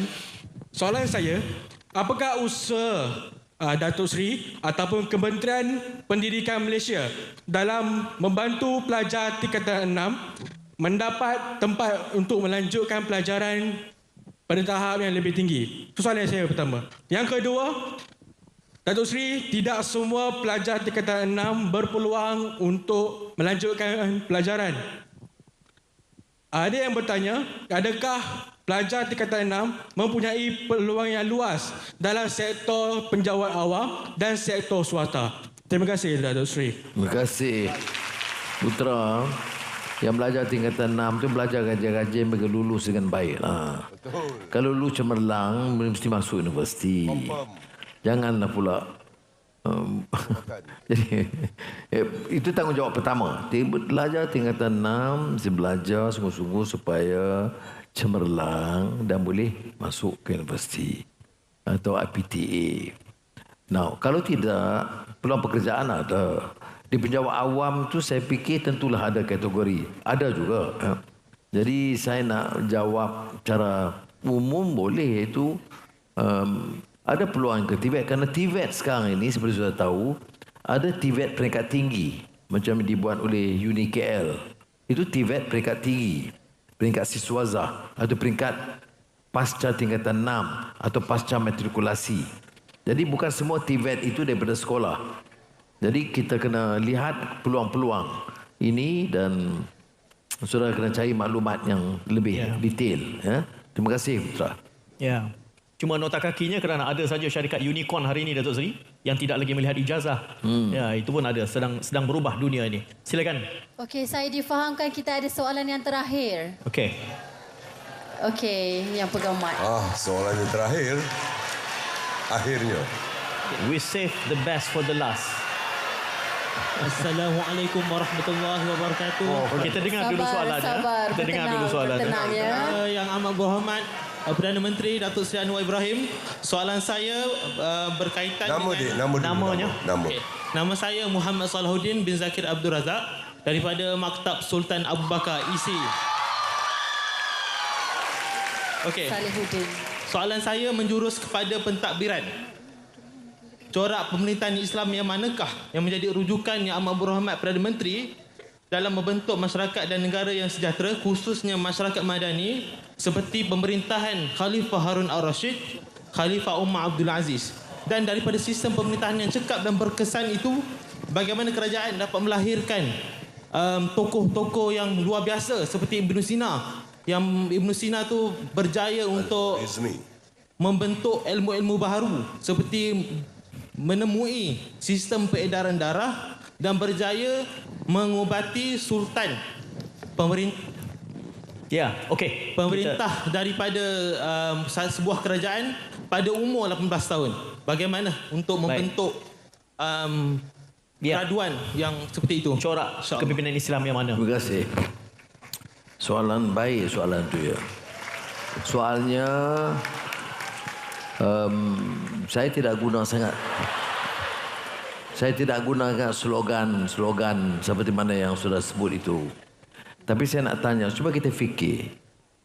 Selama 3 tahun yang lalu ini, ada parti-parti yang bercakap soal slogan Islam dan sebagainya. Saya cuba tanya dia. Apa yang dia buat? Apa contoh negara mana? Apa hasilnya? Apa penyelidikannya? Apa program peningkatan ilmu dan penyelidikan? Apa program khas untuk meningkatkan kefahaman rakyat tentang Islam? Itu patut soalan lebih relevan. Okey, kemudian baru saya jawab. Nah, sekarang jawapan saya. Kita dalam sejarah, kita kena lihat tentu contoh terbaik. Laqad kana lakum fi Rasulillahi uswatun hasanah wa innaka la'ala khuluqin azim. Pada Rasulullah sallallahu alaihi wasallam. Tapi kalau cara contoh-contoh dari segi khalifah, yang saya paling tertarik ialah Khalifah Umar Abdul Aziz yang disebut Umar Thani, cucu pada Umar bin Khattab radhiyallahu anhu. Karena dia dalam masa 2 tahun 3 bulan dia boleh selesaikan masalah kemiskinan kerana pengurusan zakat dan harta yang sangat baik. Dia khazanah negeri itu ditanggap sebagai khazanah dia. Dia anggap sebagai amanah rakyat. Upah dan gaji dia tidak terlalu tinggi. Hanya sangat minimal dan munasabah. Ini kadang orang bercakap berdega-dega tentang Islam, tentang gaji, maksima tak pernah potong. Sebab itu saya nak kawan-kawan fikir. Bukan apa yang diucapkan, tapi apa yang diamalkan. Baik. Bagaimana kalau begitu, itu dari segi kemiskinan. Dari segi pengalaman kita, yang kita menimba, tentu daripada pengalaman semua, adalah soal kefahaman yang pertama. Di antara tokoh besar yang membawa perubahan dan kekuatan umat Islam zaman selepas itu adalah Sultan Salahuddin Al-Ayyubi, seorang dari Kurdi, yang kemudian yang disebut di kawasan Iraq sekarang. Tapi 10 tahun yang pertama apa dia lakukan? 10 tahun yang pertama ialah dia perkukuh kesedaran rakyat, kefahaman rakyat, ilmu rakyat. Itu penting. Jadi bagi saya, kalau tanya saya, ini yang pertama. Kefahaman itu penting. Kalau tidak umpamanya, atas nama Islam, kita boleh fitnah, caci maki, hina orang, timbulkan permusuhan antara kaum dan agama. Sultan Salahuddin Al-Ayyubi itu, walaupun dia Sultan Islam yang sangat baik dan handal, 10 tahun pertama itu membuat hubungan dengan semua kawasan-kawasan jiran, negara-negara Kristian yang berhampiran dan berlaku baik kerana kata dia, keamanan kawasan itu penting. Bila negeri itu aman, dia boleh tumpu perhatian dalam pembangunan. Ini yang kita lakukan. Baik. Kalau sudah nak tahu apa dia rencana segi ekonomi, baca ekonomi madani. Apa dia trust yang kita tekankan. Kemudian kita kembangkan kepada aspek perindustrian. Apa dia? Dulu kita bicarakan, sudah saya sebut, bukan saja Ibn Sina dari segi perubatan, Ibn Rushd dari segi falsafah, atau Imam Al-Ghazali, atau Al-Biruni dari segi matematik. Baik. Tetapi yang saya tekankan ialah pertamanya kefahaman. Biar kefahaman rakyat itu menyeluruh, lebih tinggi. Kemudian ada areas of specialization. Sebab itu kalau saya lihat tadi sebelum masuk UTM, bidang cemerlang dia dalam beberapa bidang penemuan-penemuan baru berdasarkan keupayaan research dan kemudian dapat disampaikan untuk memudahkan. Jadi saya tidak sangat bimbang kalau kita tidak dapat ambil mencapai tahap antarabangsa terkemuka nak lawan Elon Musk ataupun yang lain-lain. Tak perlu sampai ke situ dulu. Tingkatkan keupayaan kita supaya kita boleh dapat bersaing di rantau kita dulu. Tapi syaratnya apa? Syaratnya tumpu perhatian dalam bidang keilmuan, dalam bidang specialization kita. Apa yang kita tumpukan, saya kata, termasuk yang saya sebut tadi, apa dia?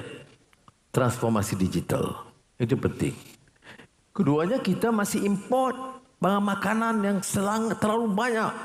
Negara subur, tetapi teknologi pertanian masih mundur. Maka kita tumpu bidang itu. Sebab itu baru-baru ini saya luncurkan umpamanya 5 musim 2 tahun untuk pengeluaran hasil padi. Tapi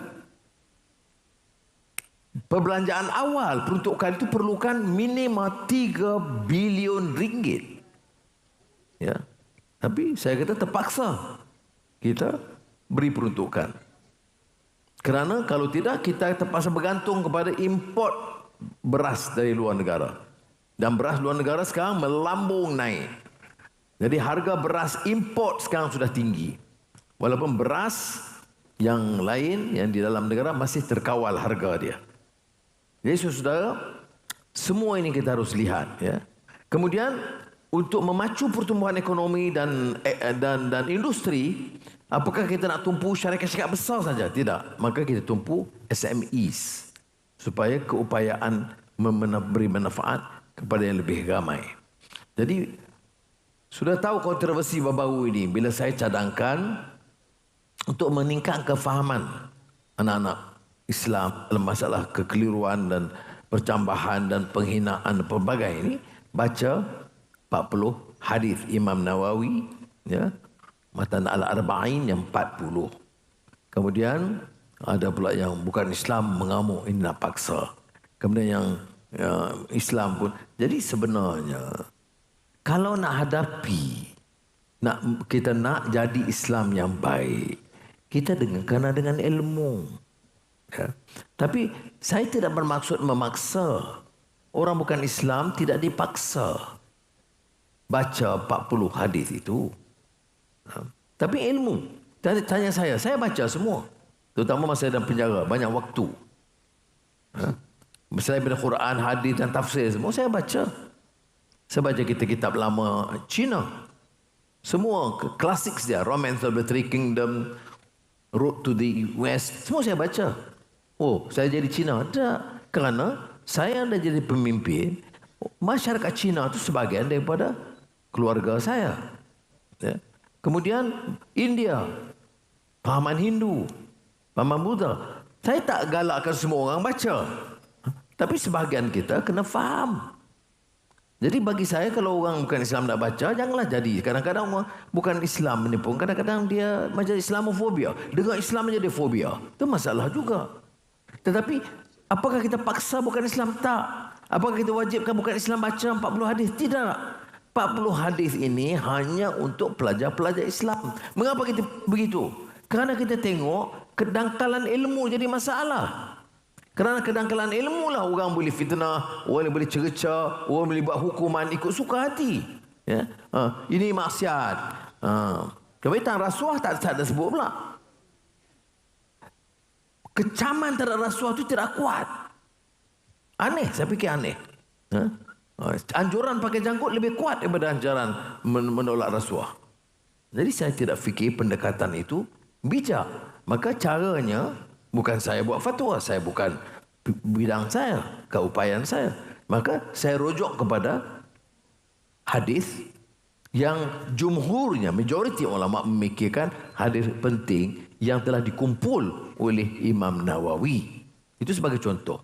Ini bagi saya pendekatan yang lebih realistik. Untuk lahirkan Ibn Sina sepanjang 1400 tahun, Islam itu pun tak ramai. Tapi Alhamdulillah, tamadun Islam melahirkan juga gergasi dalam bidang ilmu, dalam bidang pelbagai bidang. Tetapi saya harap permulaan ini baik. Syarat dia apa? Tenanglah.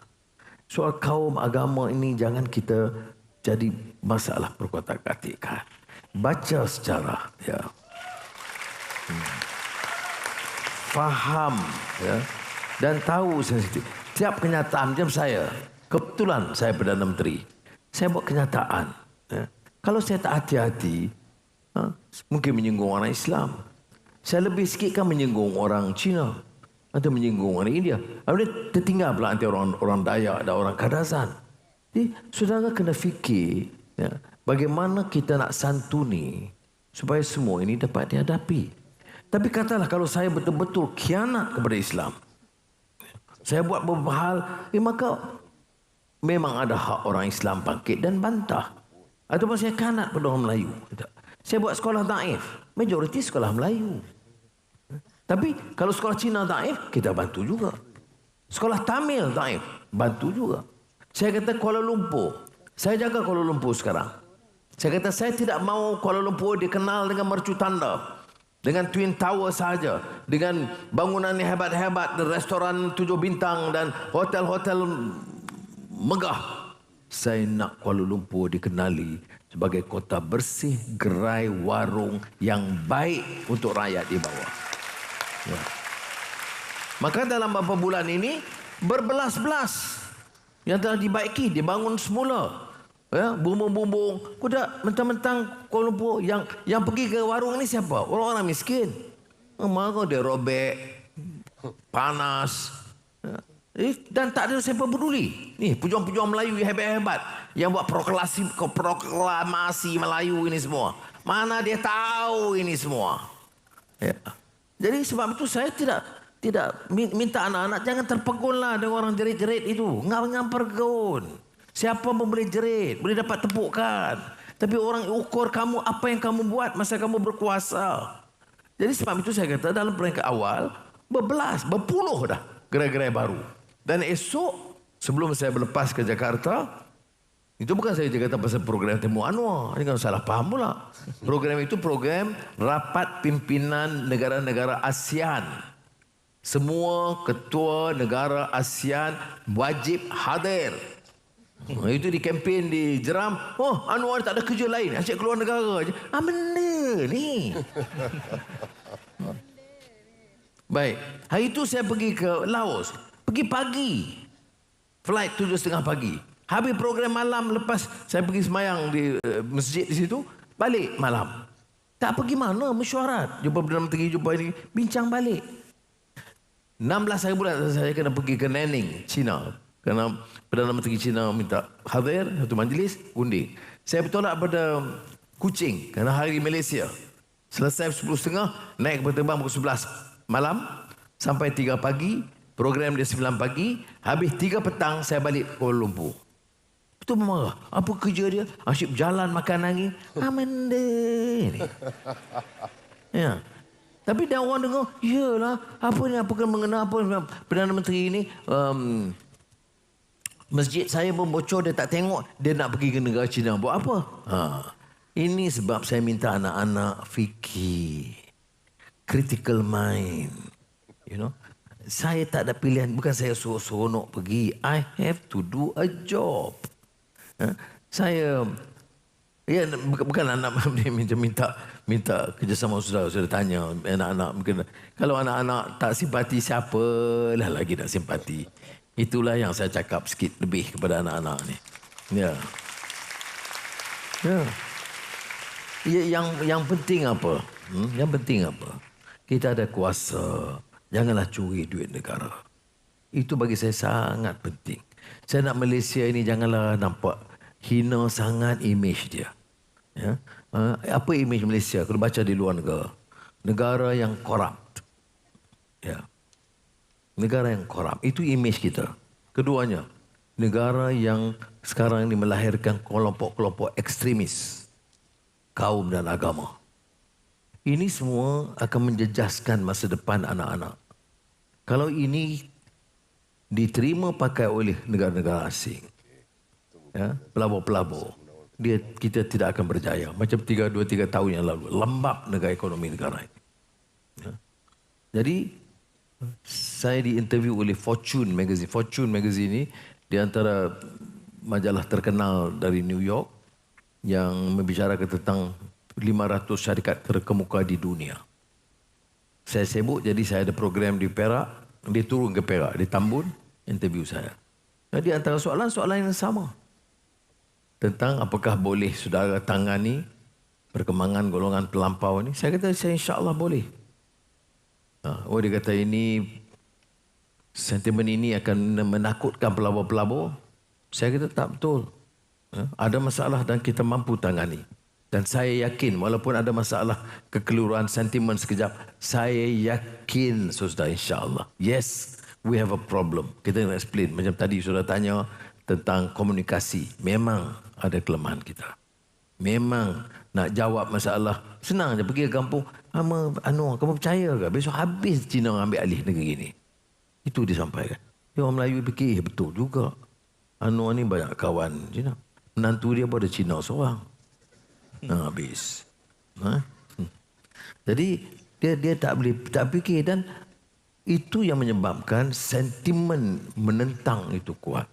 Tapi saya tidak fikir boleh. Yang penting apa saya sebut.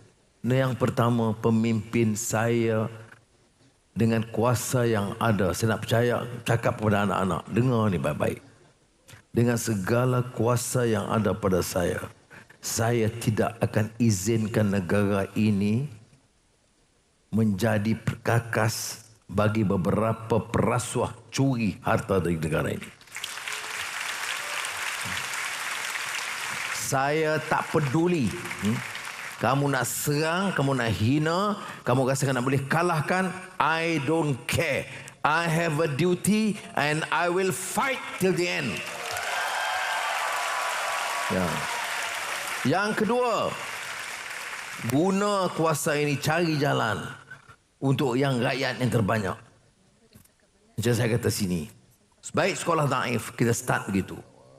Hospital, orang kita duduk bertumpu-tumpu begitu. Tengok tadi saya pergi dengan Menteri Besar Wan Hafiz tadi. Ya. Itu kita kena santuni. Dengar masalah-masalah rakyat. Cuba baiki sedaya upaya kita. Seperti mana ayat yang saya bacakan tadi. In uridu illal islah mastata'. Buat sedaya upayaku perubahan ke arah kebaikan. Ya. Biar. Apa senang? Tak senang. Orang hentam, orang caci, orang maki, semua. Saya pakai capal, dia maki. Saya pakai songkok pergi Beijing pun dia maki. Saya pakai baju Melayu di luar, sampai di dalam pun salah. Apa saya ingat saya nak ubah? No. Lagi saya buat. Saya peduli apa? Yang penting apa? Saya tak curi. Ya. Yang dia tak sebut apa? Saya tak curi duit orang. Ya. Saya tak. Itu penting, saudara. Bagi saya itu terpenting bagi negara. Benda kita buat. Baik, ada anak tadi bincang macam mana buat Islam. Okey, tulis. Kalau mana saya boleh baiki, saya boleh baiki. Saya tidak ada jawapan untuk semua masalah di dunia ini. Oh, kata boleh kita buat, ada cadangan ni nak buat Islam. Ya. Tapi jangan guna Islam jerit orang, permain orang, hina orang, caci orang, pelekeh orang. Ya. Jangan. Islam itu dakwah. Islam itu agama yang mulia, saudara. Ini saya nak ingatkan anak, kerana masa depan kita cemerlang. Bila saya luncurkan Madani dan kemudian ekonomi Madani, apa dia teras dia? Saya kata, bagi beberapa tahun, kalau kita dapat urus negara dengan baik, tumpukan bidang pendidikan dan kemudian asas dan pendidikan, saya percaya insya Allah kita boleh angkat Malaysia ini sebagai negara hebat dan gagah di rantau kita. Siapa yang boleh lakukan? Ini anak muda. Jangan harapkan anda orang yang lama ni bergaduh je. Enough of them, jangan peduli. Buat apa kita terikat begitu? Nak walak-walak macam buat apa? Fikir sendiri. Do something. Save your country. Ya. Bukan marah, ditekankan sedikit. Ya. Jangan bergaduh ini. Tekan dalam dialog dia terbawa-bawa dengan itu yang kempen-kempen. Biar. Tak boleh ubah dah cara begitu. Masih gaduh, maki orang. Buat apa? Ada debate, bincang tentang pelan perindustrian. Anwar buat ini, betul. Tapi pelan perindustrian harus begini-begini. Zero. Ada pandangan tentang ekonomi madani, keutamaan, digital transformation dan lain-lain apa dia buat. Tentang program 5G. Zero. No discussion. Apa yang ada? Dia ini baik yang kafir, dia tak Islam, dia... Benda. Itu saja. Anak muda, do you accept this? No. You cannot accept this. You must change the narrative. Politics, economy in this country. Because you know why? Because you have to save this country because you love Malaysia. Assalamualaikum warahmatullahi wabarakatuh. Warahmatullahi wabarakatuh. Datuk Seri menyebutkan tadi tentang mungkin memerlukan simpati sokongan dari generasi muda. Saya kira bahkan sebaliknya. Kerana generasi saya tak ada kesempatan dengan sesi temu Anwar sebegini.